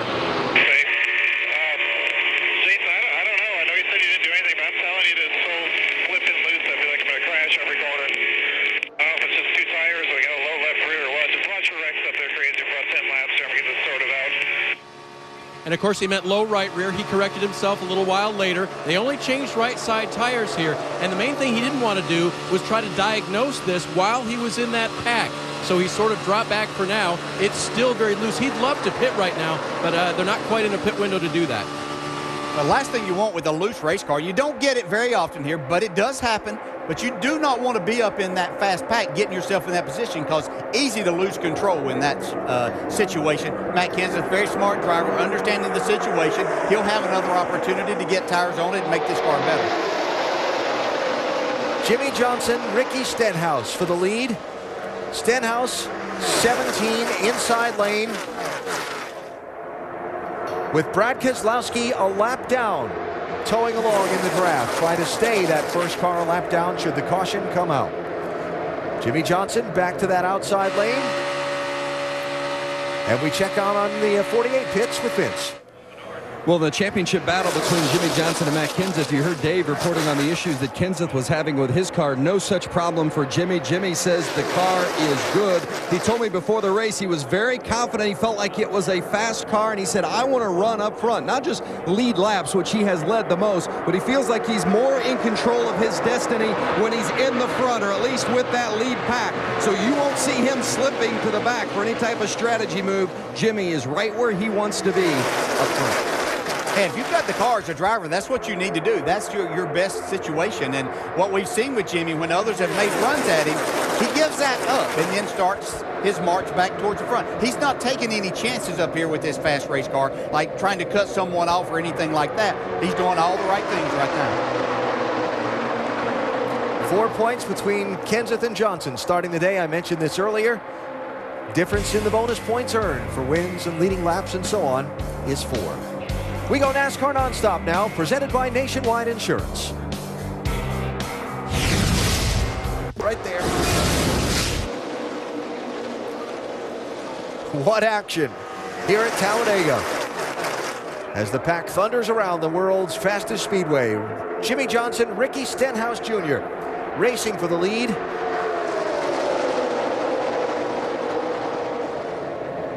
Stenhouse driving the Nationwide Insurance car. We take a look at the danger zone, brought to you by Nationwide Insurance. We haven't had it yet today, the big one. Oh, we will, but this is so much fun to watch it. Look, Casey Mears and Justin Allgaier are up here in the middle of the mix now. Now, I was telling you guys during the commercial break, you look down this leaderboard, and it's one of the fun things about a Talladega race. Who's on it, right? Here's Mears and Dillon and Almirola and Trevor Bayne and Cole Witt and Travis Kvapil and all these guys that the draft helps equalize their chance. Yeah, Michael McDowell in the 98 up in the mix in this thing. McDowell showing 11th at the moment. Usually, at this point of the race, they're logging laps. basically. But we've seen more racing at this stage than I've ever seen here. And by the way, still, right of your screen, 2 and 5. Keselowski and Kane racing to be the first car a lap down in case the caution comes out. Brad with a speeding penalty and a green flag pit stop earlier. Casey losing the draft earlier in the race, both going down a lap and hoping to get back in position to contend for a good finish. Third in line, Kurt Busch, 78 car.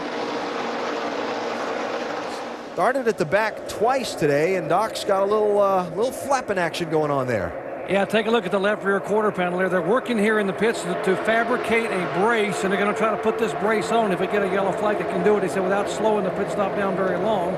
But the left rear quarter panel, right behind that left rear tire, flopping back and forth in the air. Kurt complaining the car a little bit free in the corner. You see it flopping there, and they want to brace it up so that the car be a little more stable in the corner. He said a little bit free up off. Tip of the cap to the camera crew. Yeah. Capturing that at 200 miles an hour. Yeah, and I would take the time to fix that too, because as fast as he made his way back to the front after that last restart, he can get there no problem. Matter of fact, I might pull that in a little bit further than what it's supposed to be. A chance to tune on a little bit.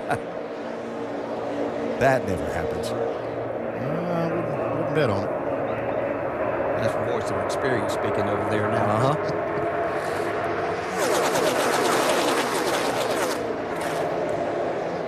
So these leaders last pitted at lap 81, around 40 laps, a fuel run. So we're not far from seeing another run to the pit road here. And again, back to the topic of being 2 and 3 wide as you come up to green flag pit stops. Yeah, and the other thing that I'm seeing is a lot of these cars that were laying back are now having to start ramping up a little bit because they saw what happened on that last exchange with the pit stops. Some of them lost the draft. They don't want that to happen. So now as you get close to that, you get a little bit more out of your car, you get a little bit closer to that and hope that nothing happens so that you don't have to make a strategy decision as far as what you want to do. But I would expect that a number of those back there will just take 2 tires. See how it's starting to get a little bit single file at the front, like they may be planning on making these stops, trying to get in position. Instead of racing for spots, they're trying to get themselves in a good position to make this green flag pit stop. Yeah, the handling starts to go away just a little bit at this point in time because you've been out there. The other thing is sometimes you just have to get single file and catch your breath. You can't do this all the time. Again, they're making it look easy, but it's very difficult.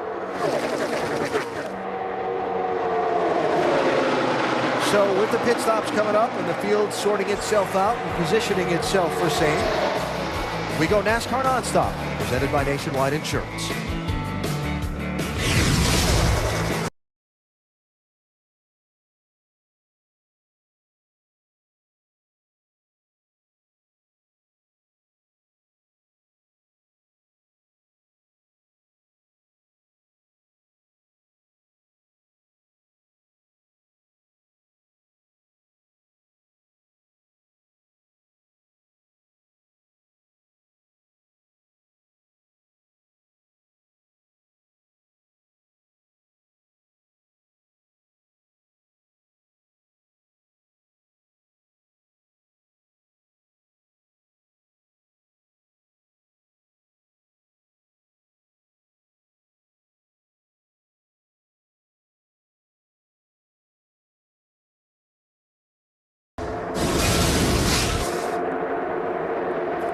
Jimmy Johnson goes from the lead to pit road and pretty well by himself, Vince. Well, it's a 4-tire change, and Jimmy was expected to come in about 3 laps, and then he came on the radio and said, I'm coming, and it certainly caught Chad Knaus, the crew chief, by surprise. They make a chassis adjustment and a 4-tire change. He was not out of gas. The car was still running in the box. The problem he's going to have now, he's got Justin Allgaier, who also pitted, is he's going to need to blend back in with these cars and not lose too much time in track position by being out there by himself. Let's see how it all works out. Dave? Dale Earnhardt Jr. has not changed left side tires all day long. It looks like this time they're finally going to get a chance to do that. They'll clean the grill. They'll get everything full of fuel. The 20 is in as well. The hard part for Jason Ratcliffe is, did we have a right side tire problem, or do we need to make an adjustment to the chassis? They did make a chassis adjustment. 4 tires have been changed, Doc. Talking about 2 tires, now they make a change to 4 tires for the 78 car of Kurt Busch. No complaints. They wanted to fix that fender. don't have time at this point to get it fixed. Down and away, 13.6 seconds.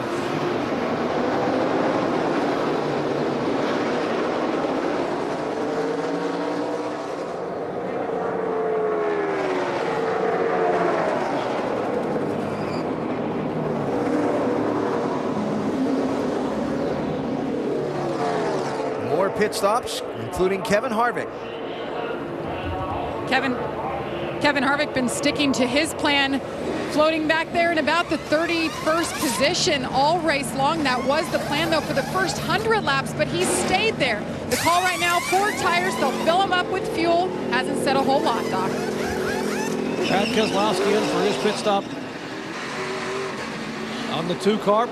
Right side tires. Keselowski down and away after being a lap down, trying to charge back and get a top 10 finish, if not better. All right, Doc, and the third wave of leaders.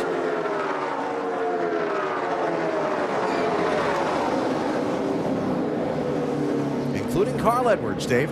He took 4 last time, so let's see if they try to get a little track position for Carl this time on the 99 car.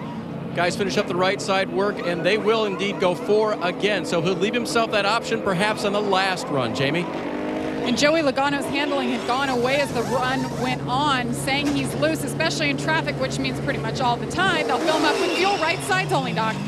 4 tires, Greg Biffle, windshield tear-offs that don't jam the brakes on and then make the front dive down, so you got room to get the front tires on. Lug nuts on, down and away. Good stop on the Biffle crew.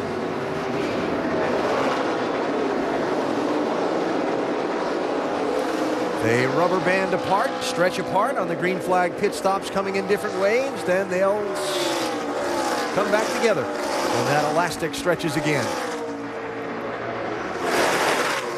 Jeff Gordon, again, one of the last to pit. Dave? He was on pit road on lap 82. They took 4 tires that time. They're talking about just 2 this time. Perhaps for Jeff, that is going to be the call. Finish off the fueling. Make sure you finish it off. And then leave pit road. And all by himself on that pit lane. So how he blends in with the draft that's just now coming off of turn 4. Remember, Jeff's got to stay down on the apron all the way around turns 1 and 2. Bad news for Casey Kane. Speeding on pit road. Pass-through penalty coming up. I actually happened to be looking at that car and saw him pull away from us as he exited his pit.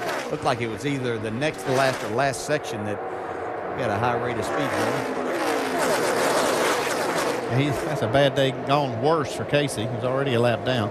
There's Jeff Gordon blending into the pack as it reforms.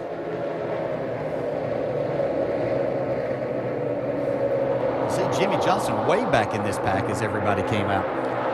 Pitting by himself, those couple of laps running around there before the pack reformed. Yeah, the other guys are out there drafting, and they're able to run laps that are second and a half faster, and a second and a half in this group is going to take you from the lead to about last in line. So there's your leader, Aric Almirola. And Jimmy Johnson is going to be back in 17th place.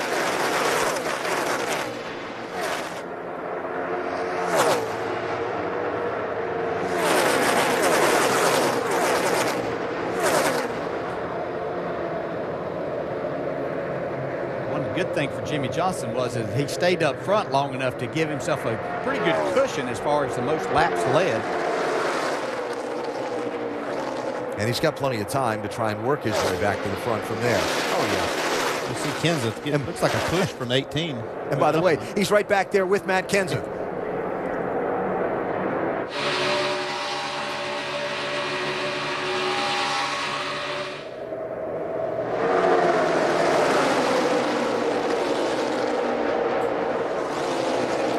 They've been right around each other all day long. Top 2 in the championship. They played to a draw at Charlotte last Saturday night. And will they play to a draw again here today at Talladega? We've got a lot of racing left to go. Still haven't had the big wreck.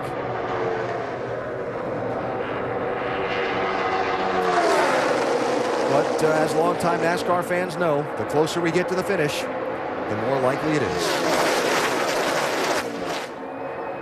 New leader, Dale Earnhardt Jr. back out in front. Been strong all day. Very much in the hunt for what would be a big win.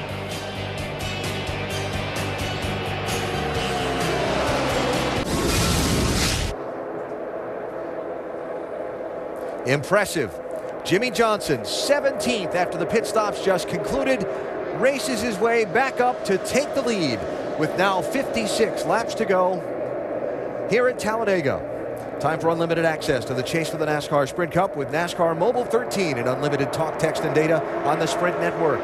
Jimmy Johnson has led the most laps today, 44 to Matt Kenseth's 32.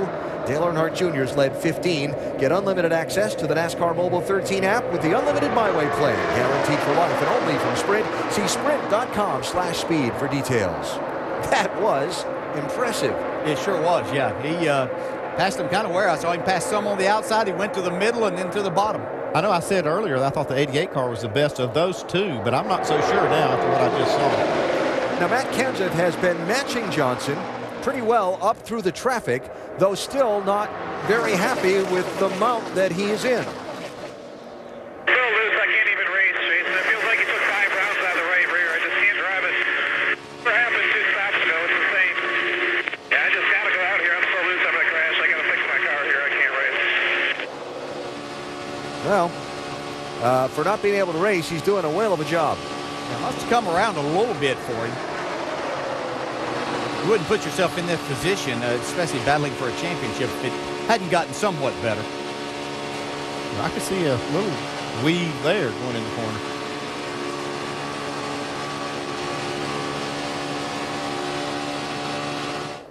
The steady drone of the engine at top speed all day long.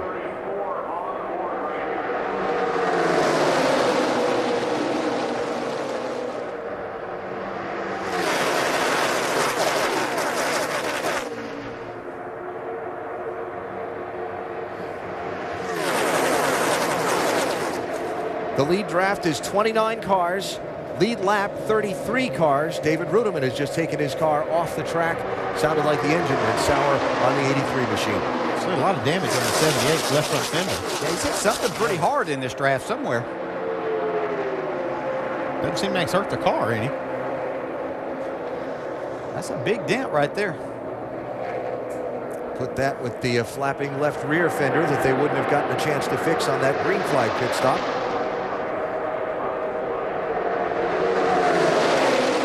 But really, what a drive today by Kurt and this 78 team. He started at the back, drove to the front, went back to the pack after choosing an alternate pit strategy earlier, staying out and coming in on 1 to go. Went back to the front. Here he is, running 4th or so. Somewhere in that vicinity? Yeah. You see right behind him there is Matt Kenseth again. You see his car moving around a little bit. The one thing that you get concerned about as a driver in this situation, Matt can maintain as long as they kind of stay stable right there. But it's that time that somebody gets down on his right rear quarter panel or just right up on his bumper, probably through the triover or something, that could create a really bad situation for Matt with a loose race car. And beginning to see, as Dale Jr. goes back to the top spot, a lot of the guys who employed the drop-back strategy for a lot of the race, like Jeff Gordon and Kevin Harvick, start to work their way up through the pack. There's Gordon in that inside lane, 5th car back, and starting to race toward the front. Yeah, that's another thing I talked to Gil Martin about is this strategy of staying at the back. How long are you going to do that? He said they needed at least the last gas run, which is 40 laps, and he thought they actually needed more than that, maybe a stop and a half, and that's where we are now. 50 laps to go. That's when they were going to start their charges. I'm sure they know if I'm going to employ that strategy, I'm going to wait way longer than that. I'm going to give myself a better chance, because we've seen Kurt Busch, for example, drive his way up there. Jimmy Johnson did it in 5 laps. So I'm not going to put myself in that position now because things are ramping up. This is when things are more likely to happen at this point in time.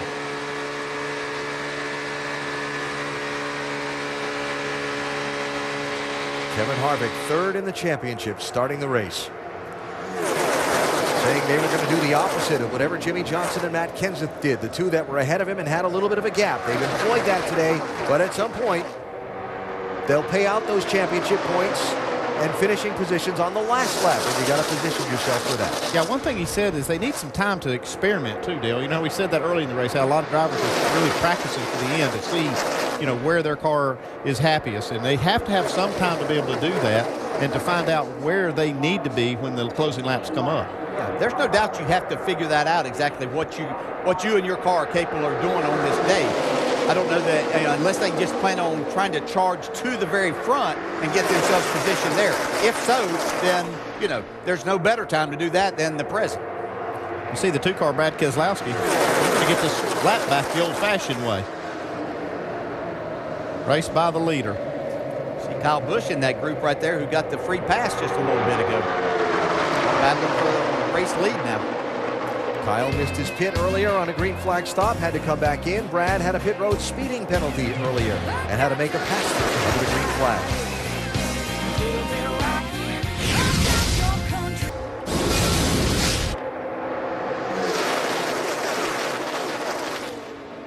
A wild scramble today at Talladega on the track. Be a little bit of scrambling on Monday Night Football this week as it lands in the venue that'll host the Super Bowl, MetLife Stadium. Adrian Peterson and the Vikings visiting Eli Manning and the Giants. Both teams scrambling to turn around their season. Coverage begins with Monday Night Countdown at 6:30, then Minnesota, New York at 8:25 on ESPN and live on Watch ESPN. Just joining us from some of the early football games today, building to a frantic finish at Talladega. The wild card race in the chase for the NASCAR Sprint Cup. Been very clean so far and been a great fight for the lead all race long between Dale Earnhardt Jr., Jimmy Johnson, Matt Kenseth, and others. Only a couple of caution flags in the race. One for an engine at lap 2, one for a two-car crash at lap number 78. Marcus Ambrose and Juan Pablo Montoya. And as we get closer to the finish, you see the troubles for Denny Hamlin, who's been up there racing for the lead and now is on the apron coasting back around toward the garage. I would have to say that Denny Hamlin probably can't, 2013 can't get over fast enough for him. Yeah. Nothing gone right. Had a great race car here today. Like the engine probably expired. Individual stories to catch you up on. Kyle Busch missed his pit stall on a green flag stop earlier in the race. Lost the draft, lost a lap, got a free pass on the caution for the crash. There he is, racing for second place. Two-car behind him, Brad Keselowski. Pit road speeding penalty, lost a lap. He sits there, one lap down, hoping for a caution to be able to come back around on the lead lap and have enough time to race through for a good finish. Matt Kenseth has recently faded from the front of the pack. With a car, he's struggling with its handling. He's back to 24th place now, while Jimmy Johnson runs in 4th. And we've had 41 lead changes. A lot of action in this one, but very clean racing action so far. You watch that running order come across the top of your screen. Many drivers have come to the front, been shuffled to the back, come back to the front in this pack all race long. But really the trio that have spent most of the time up front are Johnson, Kenseth, and Dale Jr. You can see right there how things just get shuffled up as they approach a couple of cars that laps down. Casey Kane in the 5 going to the high side, but they just got everybody that were kind of 2 wide, now 3 and 4 wide.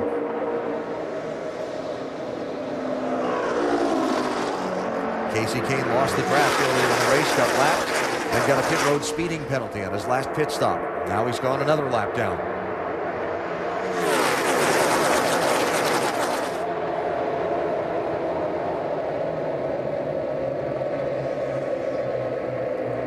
Dale Jr. and Kyle Busch, now the top 2, Jamie. And Kyle Busch keeping his eye on the rearview mirror of the 2-car. Remember, they have history together, and it goes back as recently as 2 weeks ago in the Nationwide race. This is Kyle's radio. You know, you can rewind, you can remind Tweedledum that if he wrecks me here, it's everybody else, and he's going to have a whole garage full of people on him. Yeah, I see what he was trying to do there. It wasn't that. Just keep rolling on. I'll talk to him. Well, perhaps he's just trying to get in Kyle's head, but Kyle remembers last year there were moments during the chase he feels he could have wrecked Brad, but he didn't. He expects Brad to race him the same now. Going back a few weeks to the beginning or the escalation of a little bit of a feud between Kyle Busch and Brad Keselowski. Well, Brad Keselowski's not going to wreck Kyle Busch here. He knows how dangerous that would be and put a lot of people in harm's way there. What he might not do, and what Kyle can probably expect, is not to get much help at critical times from the 2 car. Right there, he didn't need any help to take the lead. What a drive back. Involved in a brutal crash at the finish of yesterday's NASCAR Camping World Truck Series race here. Took a vicious couple of shots in the car today. You've heard already the description of the rally that Kyle and this team have made to come back from way back in the pack. Now to be up leading this race. Shows how mentally tough these drivers are. Put something that happened less than 24 hours ago out of your mind, basically, to drive your way back up through this, knowing that at any minute something like that could happen again. But you also applaud NASCAR for the safety of the cars and trucks these drivers are able to race here, and you can withstand that and come back and have a fun day. I don't know, most of us can understand that, haven't been in a racing accident like that, just how physically beaten up you are as you watch the lead change hands. 3 wide there. Dale Jr. with the outside move as we look down from our aerial coverage. Today provided by Goodyear. Everything we learn making tires that face the grueling demands of NASCAR inspires what we roll into yours. Goodyear, the official tire of NASCAR. Jr. out in front. Whoa, that was close. It's still happening. Took a while to settle down. All clear for the moment at Talladega. NASCAR Nonstop presented by Nationwide Insurance.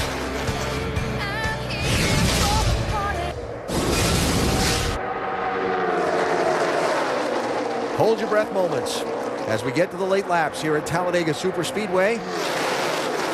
And remind you to visit every2minutes.com to get information on how to win an Xbox One. Auctions begin November 5th. Start banking codes now.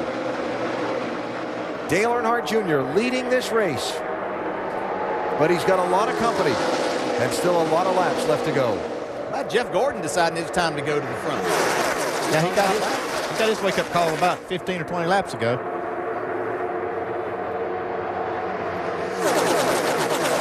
Jimmy Johnson changing lanes. Who goes with him? Well, he goes back to the outside. Yeah, he didn't need anybody. Kurt Busch came along. And Danica.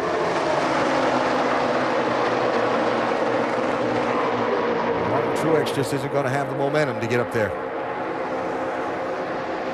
tell you what I see. I see a lot of cars that are not that stable. We've seen a few times, Matt Kenseth's talking about how loose his car is, and I've seen a lot of other cars kind of wobbling going in the corner. And I think when this race comes down to the last few laps, we're going to see some ill-driving cars got to make something happen. Yeah, and the handling's not going to get better because that's going to ramp up. Plus, on this last pit stop, if we continue green here, they're only going to put 2 tires on these things at the most. So, yeah, the handling's not going to get to be a better issue for them. Championship leader Matt Kenseth has spent most of this day up front contending for the lead. Now he finds himself at the end of this pack. He's in 28th place and has been complaining about the handling of his car from 2 pit stops ago right through now.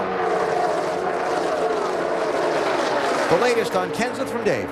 And Alan, it's not that he can't hang with this pack, but he doesn't have the confidence and the stability that he has to either keep guys behind him, take a push from another car. It's just not there for him. So they definitely have to change some things, and wanted to verify for you that the right sides that came off that car, there were no issues with them. So Jason Ratcliffe now has a decision. Do I put 4 on him? Do I try to put on 2 and see if I can adjust the car? I think he's got to have 4 tires and adjust that loose out of the car, guys. Yeah, he's in a pretty kind of a tight spot because they're only going to need about a half a tank of fuel.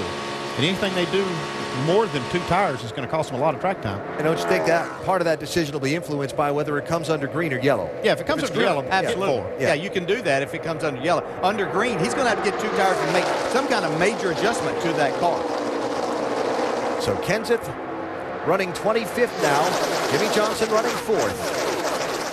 One thing they could do is change the left side tires too, because it seems like right sides didn't fix it before. They could maybe get the lefts off. Change just the lefts? Yeah, if you're going to get 2 tires. Yeah, I'd be making, I'm not sure how much wedge effect they do mess with the wedge here, but I think that track bar would make a huge difference on these cars at this place. Yeah, the track bar is a good adjustment anywhere, but especially here.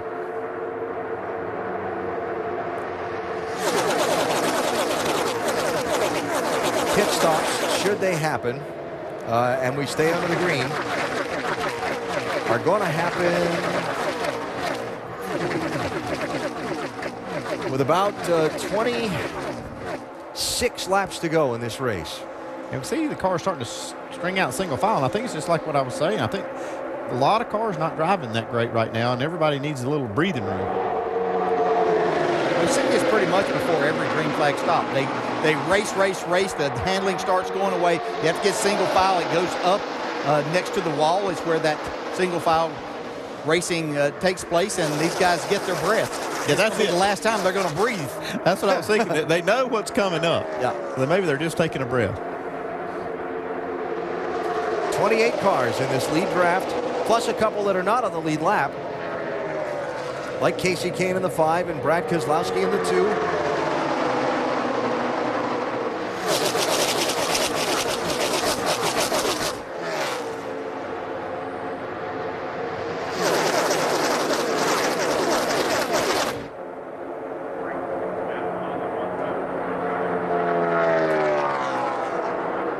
At the start of this race, DJ, you talked from your experience about how this is a gut-wrenching 500 miles. Now you're 400 and some miles into it, and you know the hardest miles are still yet to come. What are there things you're doing inside the car, or things you're thinking about to try and give yourself that break, or is it just, gut it out? Well, you're kind of glad that this situation right here is happening, where you can take a little bit of a breather. The racing right now isn't nearly as intense, even though you still have to do your job. But yeah, you know what's getting ready to come. You know once you go to pit road that when you come back out, it's the hardest racing you've done all day. You just thought what you were doing before was difficult, but you have to be ready for that and mentally ready and have your car to where every lap you're getting the most that you can get from it. And it's tough. That's what you live for, to get to those last 10 laps of this race, to see what you can do. You're glad when it's over. But you also know that the most dangerous part of the race, sure, absolutely, for the big wreck, is yet to come in those final laps. We'll come back for the frantic finish, those last pit stops, and we'll see what happens.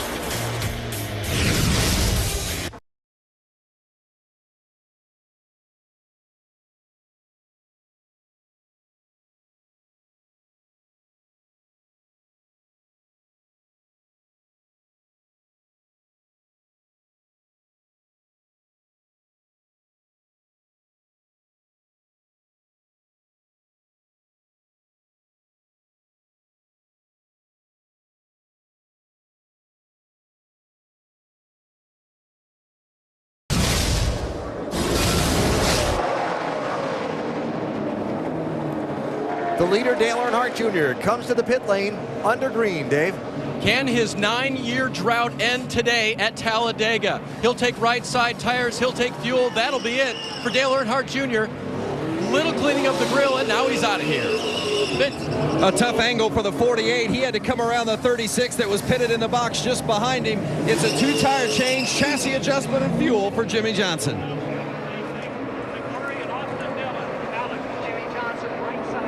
Danica Patrick tried to get to the pit lane with these leaders, never even came close to getting slowed down to pit road speed, so she'll be coming back for a speeding penalty. And I don't believe she even stopped in her box for the pit service either. So a double whammy coming up there for Patrick. Wave number 2.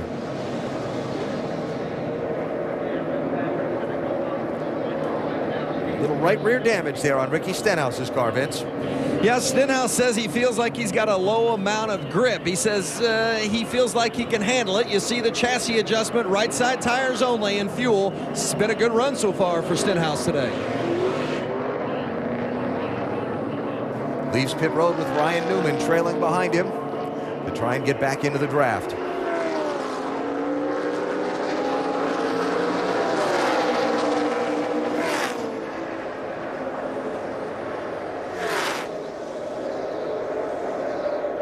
Kyle Busch, Kurt Busch,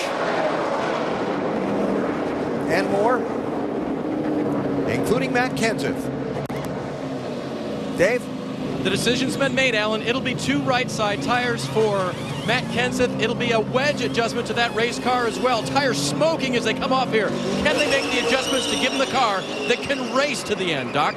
Kurt Busch wanted to pit with a 24 and 88, couldn't get down, had traffic between them. They went ahead and pitted a lap earlier. He tried to wait another lap, couldn't get on pit road. Now comes down, he said he'll have help from his brother in the 18. Right side tires away, final stop for the 78. You saw the little trouble they had on that right rear for Kurt, but he should be able to tag on to the end of this group. Unfortunately, he won't be at the front of this group. Yeah, that's a strange looking pit stop the way they did. Yeah, I didn't understand that at all. Certainly slow.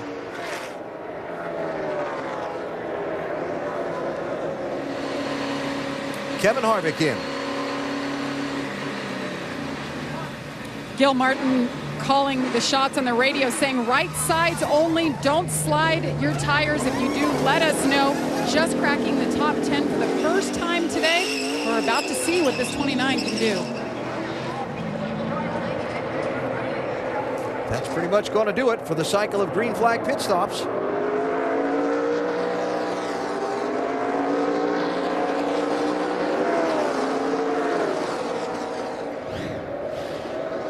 Mentioned Danica had trouble trying to get to the pit lane.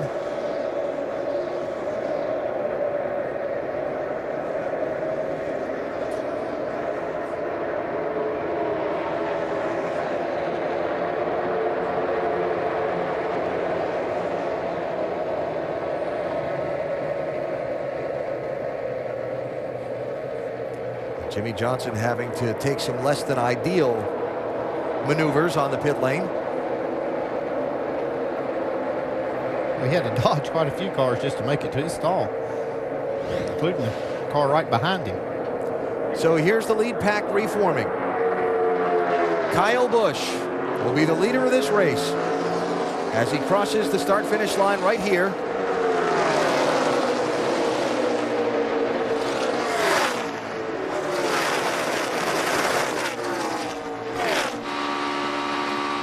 But he's got a snarling pack of hungry drivers and machines trying to close in and reform to make a run at him.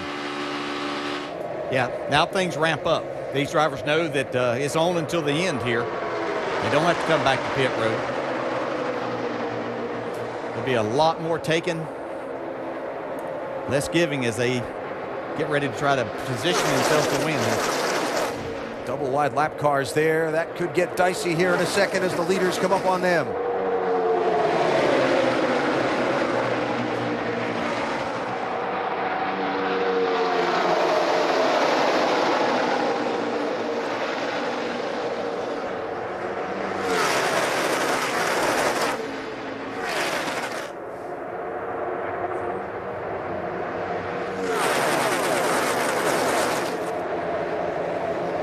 So Jimmy Johnson is 7th. Matt Kenseth is 10th. Dale Jr. is back in 12th. The three drivers that have done nearly all the leading through the course of this race today.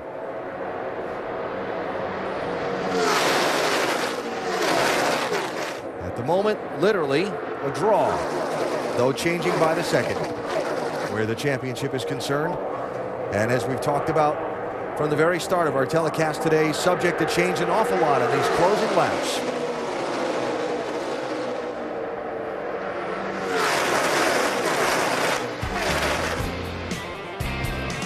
The tension builds. The checkered flag gets closer at Talladega.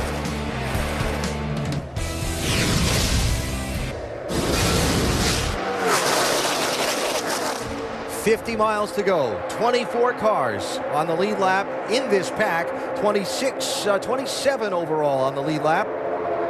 And Carl Edwards has decided it's time to get to the front after employing that ride around in the back strategy most all race.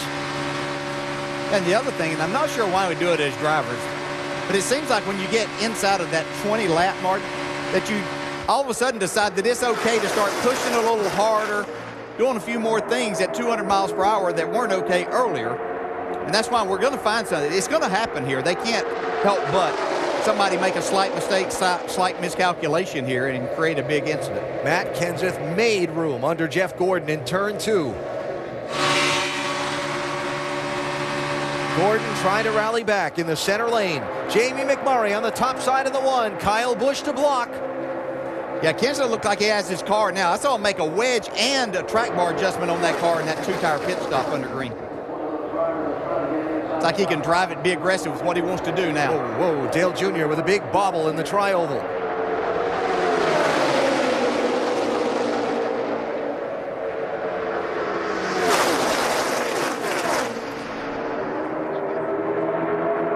Now, we haven't seen a lot of the side drafting take place that we talk about and see in the year. This is where that starts coming into play, and that's what gets these cars in bad situations, extremely loose situations. This is as tight as we've seen this pack the whole race right now.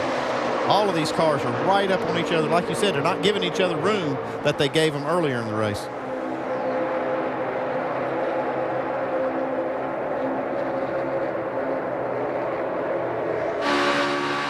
You're looking at the race for the lead at Talladega. In the Camping World RV Sales 500, the wild card race in the chase for the NASCAR Sprint Cup, NASCAR's biggest, fastest, baddest track. And now the most intense part of the day still to come. All these cars in the hunt for the win, jockeying for position in the draft. One wrong move can set the big wreck off.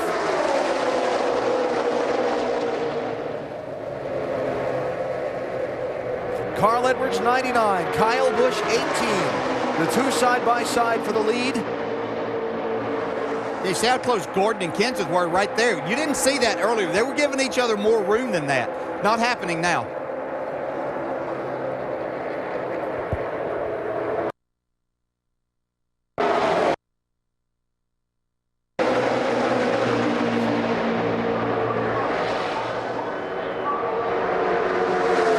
McMurray in the one would have gotten that one if it was the last lap by about a half a hood. Pushed by Stenhouse with Dale Jr. behind him. Center lane, Kyle Busch 18, Jeff Gordon 24, Casey Mears 13. Edwards looking for a little help in the bottom lane. Get Stenhouse and McMurray shoot out of that pack.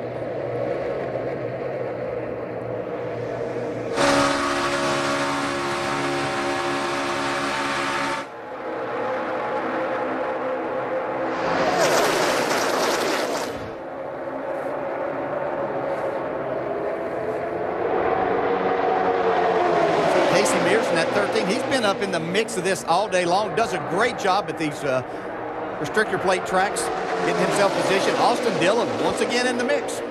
Talk to the great equalizer that the draft is and the restricted engine package and the layout of this Talladega track designed to be the biggest and fastest anywhere. Yeah, we see 13 laps to go and you think, well, it's getting right down to it, but it's not. That's a lot of racing left still. Still a lot of time for guys that are at the back of this group to wind up at the front.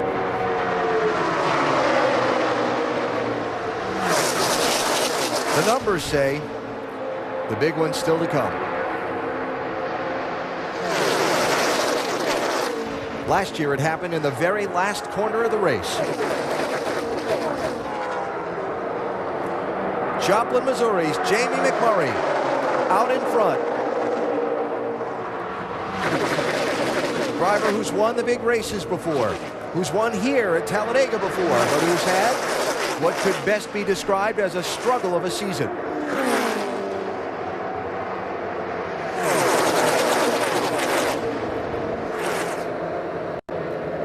'33 car. Landon Castle is the car off the pace to the inside. He's out of the way. We stay under green. Well, I saw Jimmy Johnson getting a little shove there from Kurt Busch, but anything but stable coming off of turn 2.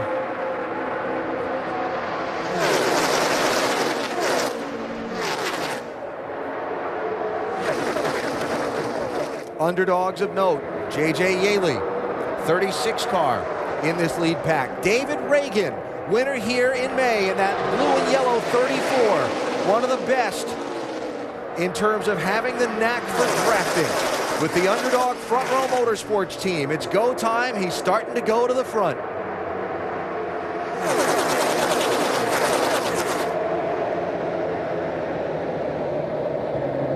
'38 David Gilliland finished second here in May. '78 Kurt Busch.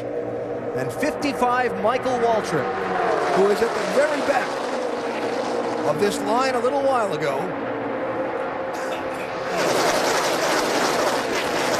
And the two-time Daytona 500 winner starting to show some muscle and work the draft to head toward the front. You just see now it's intensifying even more with the side drafting in particular. You can see them getting closer. Earlier in the day, they were just doing regular drafting. Now they're starting to get into a little bit of a bump drafting situation. Makes these cars hard to drive, especially even on the straightaway. Makes it difficult. Jeff Gordon was racing for the lead a few laps ago. Look at him on that red and yellow car on the inside, screen right. He's dropped all the way almost to the end of the draft. Kevin Harvick had a problem, some kind of problem on his green flag pit stop, and I don't know how he got so far behind, but he was almost 5 seconds back. He caught this group now. He's got momentum. He's just starting to work on the back part of it. Yeah, he's fortunate to have a couple of cars that helped him and kept him running fast enough. Now he got up here, and now his talent is taking over, understanding the draft, working his way forward. That's what you said. You want to be going forward at the end of this thing. Looks like Harvick's going to be doing that. Yeah, that's the way you make up spots. You might not get all the way to the front, but you're going to have a good point, solid day. And that's what Harvick is looking for here.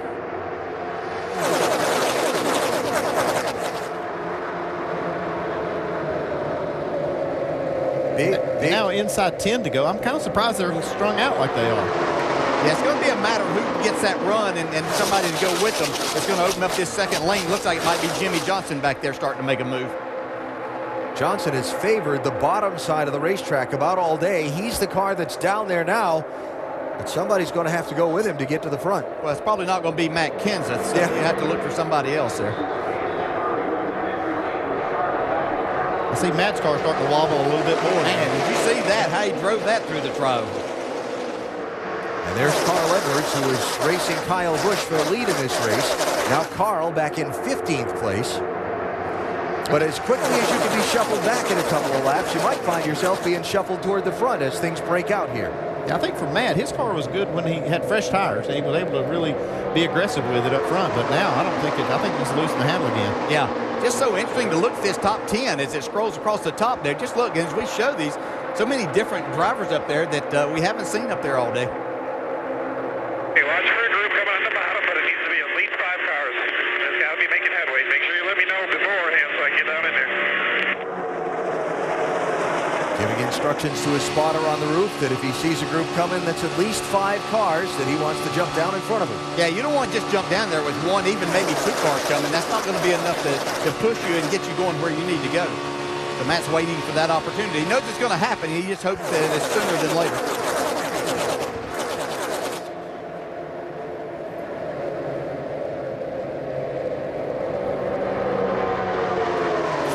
Have dominated the time out front in this race. As we take a look at our Dodge Durango race rundown, Dale Earnhardt Jr., Jimmy Johnson, and Matt Kenseth have led 38, 47, and 32 laps respectively. Nobody else has led more than 9. If McMurray leads here, it'll be 10, the next highest total. A very clean race to this point. A lot of green flag running. 97 laps of consecutive green at the moment. Right now, just turned 98. But the final 6, we'll see. Yeah, and in this scenario right here, I don't want to be the driver leading at the white flag. I don't think he's going to have a chance to win the race. Kevin Harvick trying to make some moves. Will Johnson go with him? Got to make something happen now. Coming with you. It's coming with you. Now they're getting lined up. This is what I expected to see a little bit. Thought they would try it a little bit sooner. But they still have plenty of time. 5 laps around a 2 2/3 mile track. Now you see some of the guys starting to drop out of that outside lane down into the inside. That's what Matt was talking about. He wants to know if it's 5 cars or more, he wants to move down there too. 5 to go. What's going to help this group on the inside is these guys in the front are going to start to shuffle here before long. Now, Dale Jr. would love to wait until they're coming off a turn 4 to make his move, knowing that someone would go with him. Don't know that they're going to be able to wait that long. Perhaps in Junior's favor, the guy running right behind him, Austin Dillon in the 14, doesn't have a lot of experience in a NASCAR Sprint Cup Series car in these circumstances. He has some, but not a lot. Yeah, but one thing we've seen, this racetrack has produced so many first-time winners. It might be his day. 10 of them. Yeah, and what he doesn't have either is anything to lose. Yep. Stenhouse and Menard and J.J. Yaley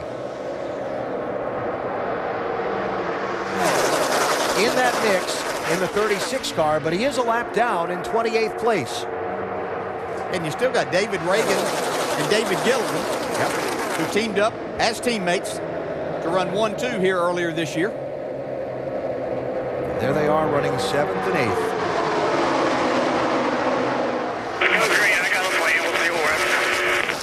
Copy. I'll let you know what you got back there.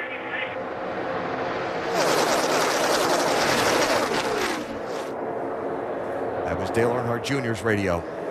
And Junior's liking what he's seeing. He's not seeing anybody coming very fast up through there down on the inside. This is working to perfection for him to be in the situation to make his move.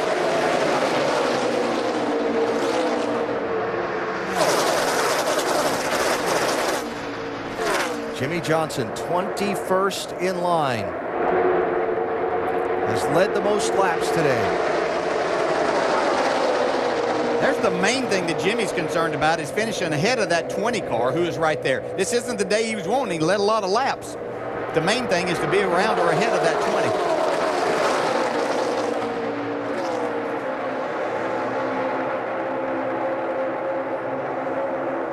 But Jimmy's not going to be able just to get in that outside line and sit. He's going to have to if he's wanting to work his way back, time's running out now. 3 laps to go.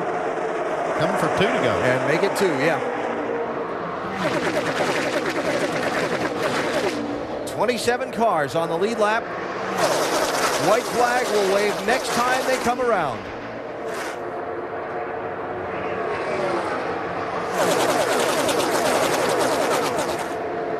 Dale Jr.'s radio a minute ago said he had a plan. I think it's going to involve Austin Dillon in that 14.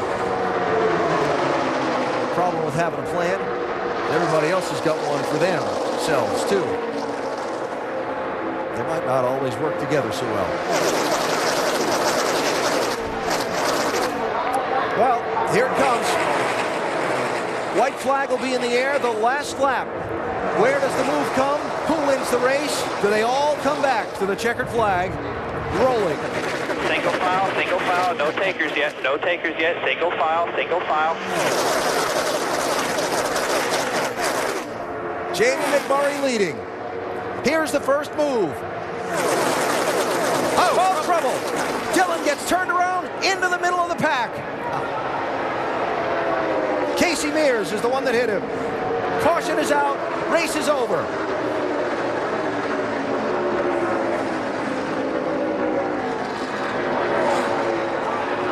All good, guys. All good.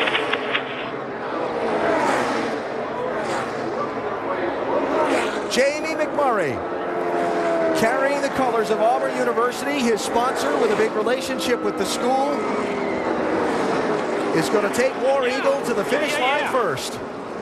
Jamie McMurray wins at Talladega. And that's the chance that you take as a driver waiting to that last lap to try to make your move because you know everything's going to ramp up. Looked like there was some contact between Ricky Stenhouse Jr. and the 14. Casey Mears, a lot of damage there. Nowhere to go. Just dropped the window net on his car. His signal to the safety officials that he's okay. Tremendous hit there. Casey Please Mears. victory lane, my friend. Can't wait. I cannot wait.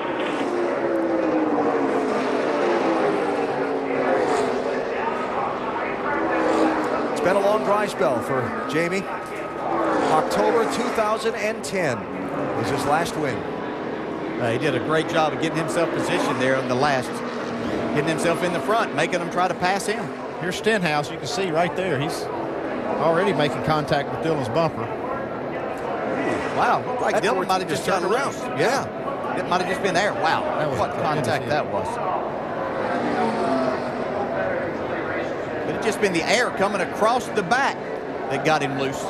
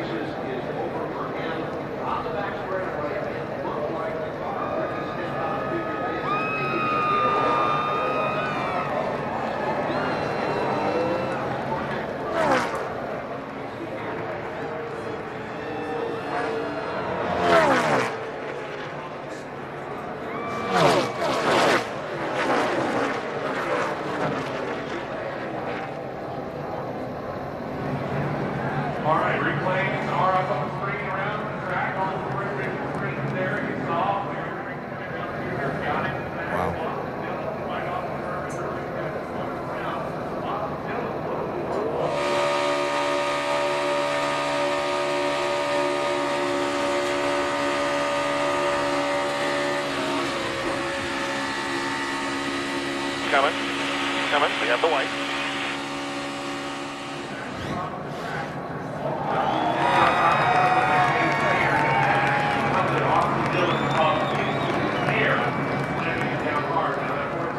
Jamie McMurray, such a likable guy. That big smile on his face, even in tough times. And now the 37-year-old is going to go to victory lane at Talladega for the second time after making all the moves on the chessboard at 200 miles an hour just right. Yeah, he sure did that. Just methodically worked his way up there after that last pit stop. Got himself into position, and that's what you do. He's one of the best at it. I think that plan that Dale Earnhardt Jr. had was foiled by that caution coming out. So the last lap crash happened. Somehow it only involved a couple of cars. Austin Dillon drove away. We saw Casey Mears drop the window net on his car. Jamie McMurray will go to victory lane. When you can run 500 miles at Talladega and work your way to the front on the outside of a three-wide pack, three-wide race for the win at the end, and hold off a steaming pack of cars to what was the eventual finish of the race, you deserve to be our Goodyear Superior performer. Jamie McMurray is so today. The Missouri native scoring his second win at Talladega and his 7th NASCAR Sprint Cup Series victory overall. McMurray is in victory lane at Talladega.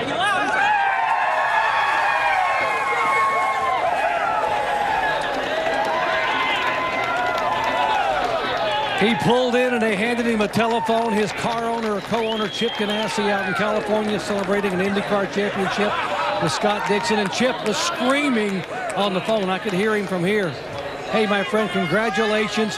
What a finish. First of all, take us through your day and where you came from in the final 35 laps. Well, I knew that our Cessna Chevy was good in practice, and I just could never really get in the right line. But you know, really at the plate tracks, to get in the right line, it requires a lot of risk. And I felt like I was pretty patient all day, and I saw the 17, the 88 coming on the top, and it just seemed like the top was a better place to get hung out than if you got hung out on the bottom. And fortunately, I was able to get myself in position. I don't know how the last lap would have played out. I could see the 88 kind of trying to set me up and figure out where he could get a run on me.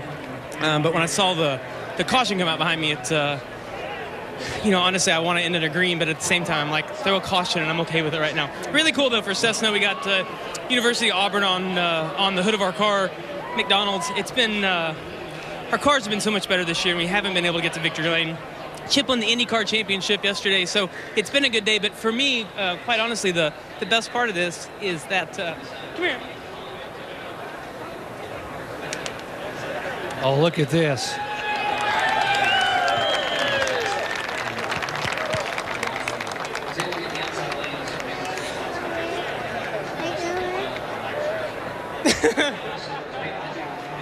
It's pretty awesome. It's I told Christy before, I'm like, gosh, it'd be so cool to get to have your kids in victory lane. So pretty awesome.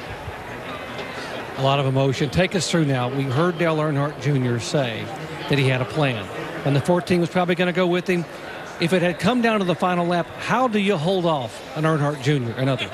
Well, I don't know. And the thing about the package we have right now, if you can get the third car in line to push the guy in second, it's hard to defend. You're just going to try to make your car as wide as you can. And quite honestly, I don't know. I mean, I'm playing through that with 10 laps to go, I'm like, I don't know if it's a reality yet. It's going to be close. And with 5, I could tell he was being patient. And then when they could never get the bottom line to form, I'm like, it's going to come down to the first 3 or 4 cars. And, it's unfortunate that the caution came out. But for me, I don't know how I was going to defend that. I was going to play it by ear. Hey, go celebrate with your family. That's what it's all about. Really appreciate it. Thank you. Jamie McMurray, folks, half of his career wins have come on restrictor plate tracks, and look at this. It just doesn't get any better than that. Oh, here comes the kiss for Dad in victory lane. That's what he wanted, to celebrate as a family in victory lane today at Talladega. Terrific scene. Well, when the caution comes out on that last lap, NASCAR goes back and reviews the video. At the instant the caution comes out, the field is frozen, and how they were running at that moment. The results are as follows from today's 500-miler. Jamie McMurray, your winner. Yeah, a lot of great racing up through there. And David Ragan backs his win up with a top 10 finish in 6th. And Gilliland right behind him again. There are your top 10 unofficially. Jimmy Johnson finishing in 13th position and Matt Kenseth in 20th. More championship talk coming up. Jamie McMurray with a family celebration.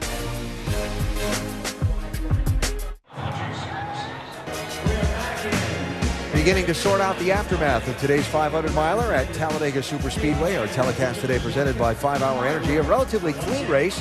A race that didn't really have the big one. A couple of car crashes. And a race that had 52 lead changes among 20 different drivers. The guys that led the most today, Jimmy Johnson, Dale Earnhardt Jr., and Matt Kenseth. 2 of the top 3 in the championship in there are the top 2 in the championship in the top 3 most laps led. Hang with me for a second. And basically, Matt Kenseth's 4-point lead is erased, and Jimmy Johnson goes to a 4-point lead, with Matt finishing today unofficially in 20th place and Jimmy finishing in 13th. Downstairs to Dave. Second place for Dale Jr. today at Talladega, again at a restrictor plate race. Man, did you have that strategy ready if the yellow hadn't come out?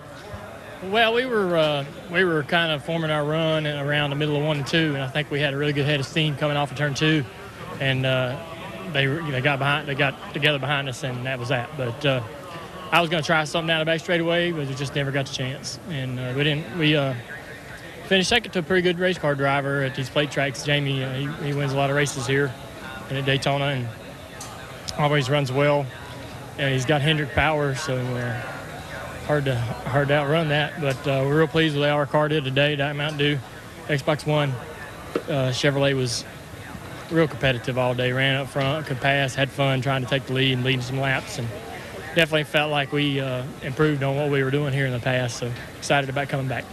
A positive today, but just not victory lane for Junior. Jimmy Johnson finishes 13th today at Talladega and is your new points leader in the chase for the Sprint Cup. We talked before the race today, and you said you wanted to be at the front with a couple to go, and you were stuck back in about 15th. What happened? Yeah, that outside lane got going, and everybody jumped up in it. And you just don't know if people are going to chase the bottom or the top. When I saw the one car had the lead, and you figure with the one of the 88, they'd probably take the top and run up there. And as that developed, I was on the bottom lane. I worked my way to the middle lane and was able to maintain for a while. And then everybody went single file to the top, and I dropped like a rock. So that wasn't a comfortable feeling. Not the position I wanted to be in late in the race, but we rallied back, got a few more spots. Most importantly, got back in front of the 20 and missed the wreck on the backstretch. You led the most laps, and you take over the points lead, and you survived Talladega, the big objective today. How about looking forward and what this does for you in regards to springboarding toward another championship? You know, I feel that the races forward now, it's up to the competitors to go earn it. You don't have this big luck issue that can take place at the plate track. So, I'm happy to have the points lead. Very, very, it took a lot of work to get there. We're just getting 1 point at a time. Today we got a few more than normal, and we're able to get the lead. But we just go racing from here. That's the thing that I'm most excited for. Great race tracks, great race cars, and it's just going to be a dogfight at the end, go racing.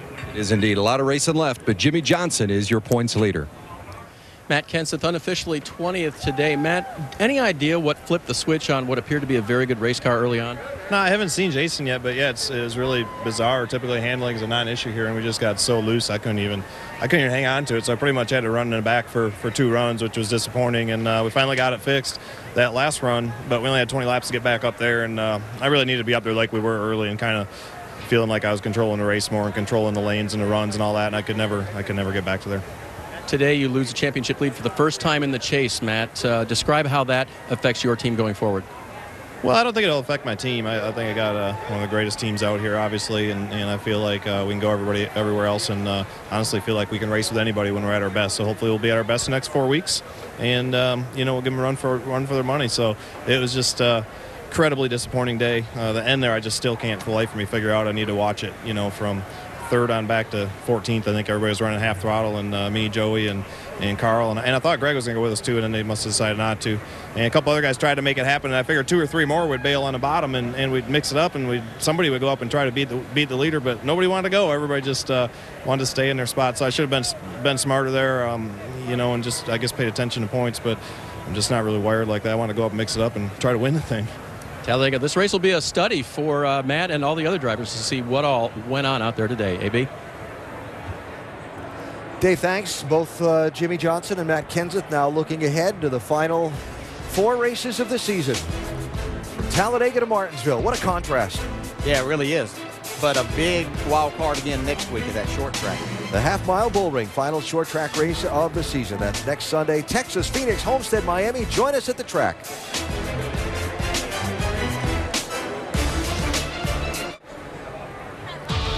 Chase race number 6, what we expected to be a wild, crazy, mean day to some of the points leaders, didn't quite pan out. Instead, for the second week in a row, it is a non-Chase driver in victory lane. It was Jamie McMurray celebrating his first win of the season. 7 career wins for McMurray, 4 on the plate tracks, 2 of them right here at Talladega, and both of them in similar fashion, pulling away as the wreck is happening behind. Yeah, and I said this is no fluke either. Jamie McMurray is a really good plate racer. He runs strong in these speedways. Yeah. I'm really happy for him. He's got Hendrick power, like he said. So he had the car, he had the motor, he had the talent, and he had the luck today. And yeah, you're right. It was exactly the same scenario it was a couple years ago. But boy, congratulations to McMurray and that whole team. Yeah, I mean, he was kind of running mid-pack all day, and during the last run there, he put himself in good position. And you did notice, Jamie, and you thought he was going to get a decent finish today, but he just got himself out front. And that second line on the bottom never developed, and because it didn't, it kept him out front. It was going to be a shootout at best between he, Earnhardt, and Dillon, but lo and behold. What now appears to be a shootout is the championship with only 4 races to go. The points lead is still the same. It's still 4 between number 1 and number 2. It's just that Jimmy Johnson is now number 1 and Matt Kenseth is number 2. And here we are going in to Martinsville, one of Johnson's best tracks. He has 8 wins there. Kenseth only has 8 top 10s there. Yeah, I guess that says that Matt Kenseth's going to have to step it up at Martinsville next week. The other thing you can close up, you got to remember that Gordon and Harvick run really good there as well, and Kyle Busch has struggled there. So not just the lead of the chase, but closing up, 3rd, 4th, and 5th could happen easily at Martinsville. I'll tell you what, you look talking about Kyle Busch. We were talking earlier about him. Big gainer today. He picked up 2 positions, Kyle Busch did, gained 11 points. So it's a big day for him right now. 26 points out, so really good day for him today. Yeah, and looking at this thing, shaking out like we kind of thought it would. Matt Kenseth, Jimmy Johnson going to go toe-to-toe at Martinsville. But once again, it's a racetrack, and it's a short track, and anything can happen. We could see some significant changes at Martinsville. The ones we thought were going to happen today didn't quite happen, but they could happen next week. It was a dogfight just to get into the chase. Of course it would be a dogfight to get to the championship. And next up, from the biggest track to the smallest track, it's Martinsville. This is the Sprint Cup. This cup, it isn't just a trophy. It's justification for years of sacrifice. Validation for a life spent on the road, on the wrench, and behind the wheel. Only 9 have been won, and only 4 men have won it. Who's next?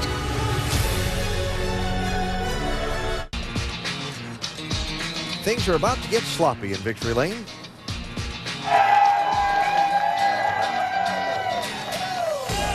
Jamie McMurray and company in a well-deserved celebration after a hard-fought 500-mile win today at the world's fastest speedway. The race ending under caution on the white flag lap when there was trouble off of turn number 2. 3rd place running Austin Dillon in the 14.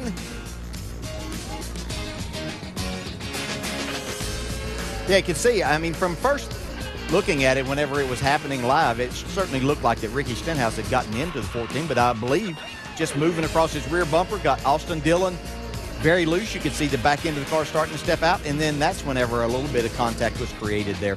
And that's all it took, is a little bit. Yes. It caused a big problem. And a major impact after. Looked like it was going to be even bigger than this, but Casey Mears with nowhere to go as Austin Dillon went back across the track. Jamie has caught up with Austin Dillon. Well, first Sprint Cup Series race at Talladega for Austin Dillon. What a day you had. You were running 3rd on the final lap. And then what happened? Because from our angles, it is hard to tell if you guys actually touched. Yeah, we had a really fast car. Bass Pro Shop Chevy was, Mobile One Chevy was really good. And got to thank Tony Stewart and everybody at Stewart Haas for giving me this opportunity. It was so much fun. And I just was trying to help the 88 right there at the end. And they had a run to 17, so I went low. And then when I was coming back up, he just hooked me. When it hooked us, it was just over there. But wild ride. I got to thank NASCAR for everything they've done for safety. That hit's fine. I was good. I got to drive the car back. And, it's a lot of fun when you got good safety equipment. You can go after it like that. It was fun, though. You're leading the Nationwide Series points. That'll resume in 2 weeks. How good is it for you just to be in a car and get this racing experience in the downtime? Well, it's really good, and the 14 guys told me to bring back the steering wheel or the trophy, so we brought back the steering wheel. We were close to the trophy, but that was fun, and yeah, it's good. The Nationwide team has done a great job this year. Hopefully we can finish off the year with a championship, and this was a lot of fun. Like I said, I got to thank Tony Stewart and all the guys at Stuart Haas, Johnny Morris. He's done a lot for my career. The wheel and 4 tires. Way to go for Austin Dillon. Big finish for Kyle Busch comes from a lap down today to finish 5th here at Talladega and take over 3rd place in the point standings. What's going through your mind there in those final laps when you know it's going to happen and you're hoping to bring it home in one piece? I was just trying to figure out when to make the move. You know, obviously a lot of guys around us or way behind us were making those moves and trying to get to the bottom and make the bottom go, and nothing was going anywhere, so it didn't make any sense to jump down there too early yourself and get shuffled to the back. But there was definitely going to be, you were going to have to do it at some point or another, whether it was off of 4 through the trial or something, just to try to get up a couple spots. But depending on when your momentum took over and when your run was, and if the guys in front of you were going to check up, you just got to go with it. But M&M's car ran great all day. I appreciate the guys, everybody from TRD, Toyota, Monster Energy. And, you know, it's fun to finish one of these things. It's certainly, you know, God's grace that allows us to finish one of these, and we appreciate it today, especially coming on with another top 5. Obviously, you had a very fast race car coming from a lap down. What happened on the pit confusion that ended up putting you behind a lap? Yeah, I didn't want to come that time because I knew there was going to be congestion coming to pit road, but they didn't care. They said come this time. And so when I came down pit road, you know, instead of running in the back of the one because he was slowing down way better than I was, I just stayed outside of him trying to not kill the nose of my car. And when I did, we got to pit road side by side, which we're not supposed to do, but our stall is so early on pit road that there was no opportunity for me to get checked up and get down and get into my stall in time. So it just kind of hurt us there a little bit. But, you know, we came back from it. I think that's 3 years in a row or something I've done that here. So we'll just see if we can't go fight it out here in the last 4 races. Strong rally indeed for Kyle Busch. 5th today, now 3rd in points. And as we get ready to drive away from the world's fastest speedway and head to the shortest track on the NASCAR Sprint Cup circuit, thoughts on these 500 miles we just saw? Well, it was an entertaining race throughout the day, and I think we all thought that they might start making their moves a little bit sooner than that, but they just couldn't get a group formed to go up there. It's disappointing, I know, for a lot of fans that happens like that, but there's nothing you can do. But a great race overall. Thought the points might shuffle up a little bit more, but we still have a good battle. Yeah, it's kind of a weird race. We saw some of the hardest racing of the day in the middle of the race. I expected to see it really get crazy at the end, but that bottom lane just evaporated in those last 10 or 15 laps, and nobody could make a run. So stories we started the day thinking about the championship. Would it spread apart or close back together? Well, neither. Basically, the top 2 have still maintained some separation from the rest of the pack. No big wreck today. Tremendous action at the top of the standings. 52 different lead changes out in front. And the end result, not a surprise winner. Jamie McMurray, who's proven himself to be very good on these restrictor plate tracks and obviously won some big races in his career, goes to the winner's circle at the end of the day today here in Talladega. So next week, it's from the biggest track to the smallest track and pushing and shoving at Martinsville. Well, there'll be plenty of action there, and I think we still have 5 guys in the battle for the championship. Yeah, you might see some tempers flaring there, too. Can't wait for that short track. 1 Eastern next Sunday on ESPN. Sports Center coming up next with more post-race coverage from here in Talladega. Jamie McMurray, the winner at the world's fastest speedway. And here they come. Fear, it's a part of life. You either run from it or run through it. Damn it. You knew that was going to happen. Montoya collected. Yeah, that's not good there. That's what makes Dega so captivating. It's fear on 4 wheels. 500 miles wears you out mentally. Oh, trouble. Dillon gets turned around. Jamie McMurray wins at Talladega. Yeah. That's how you survive at Talladega.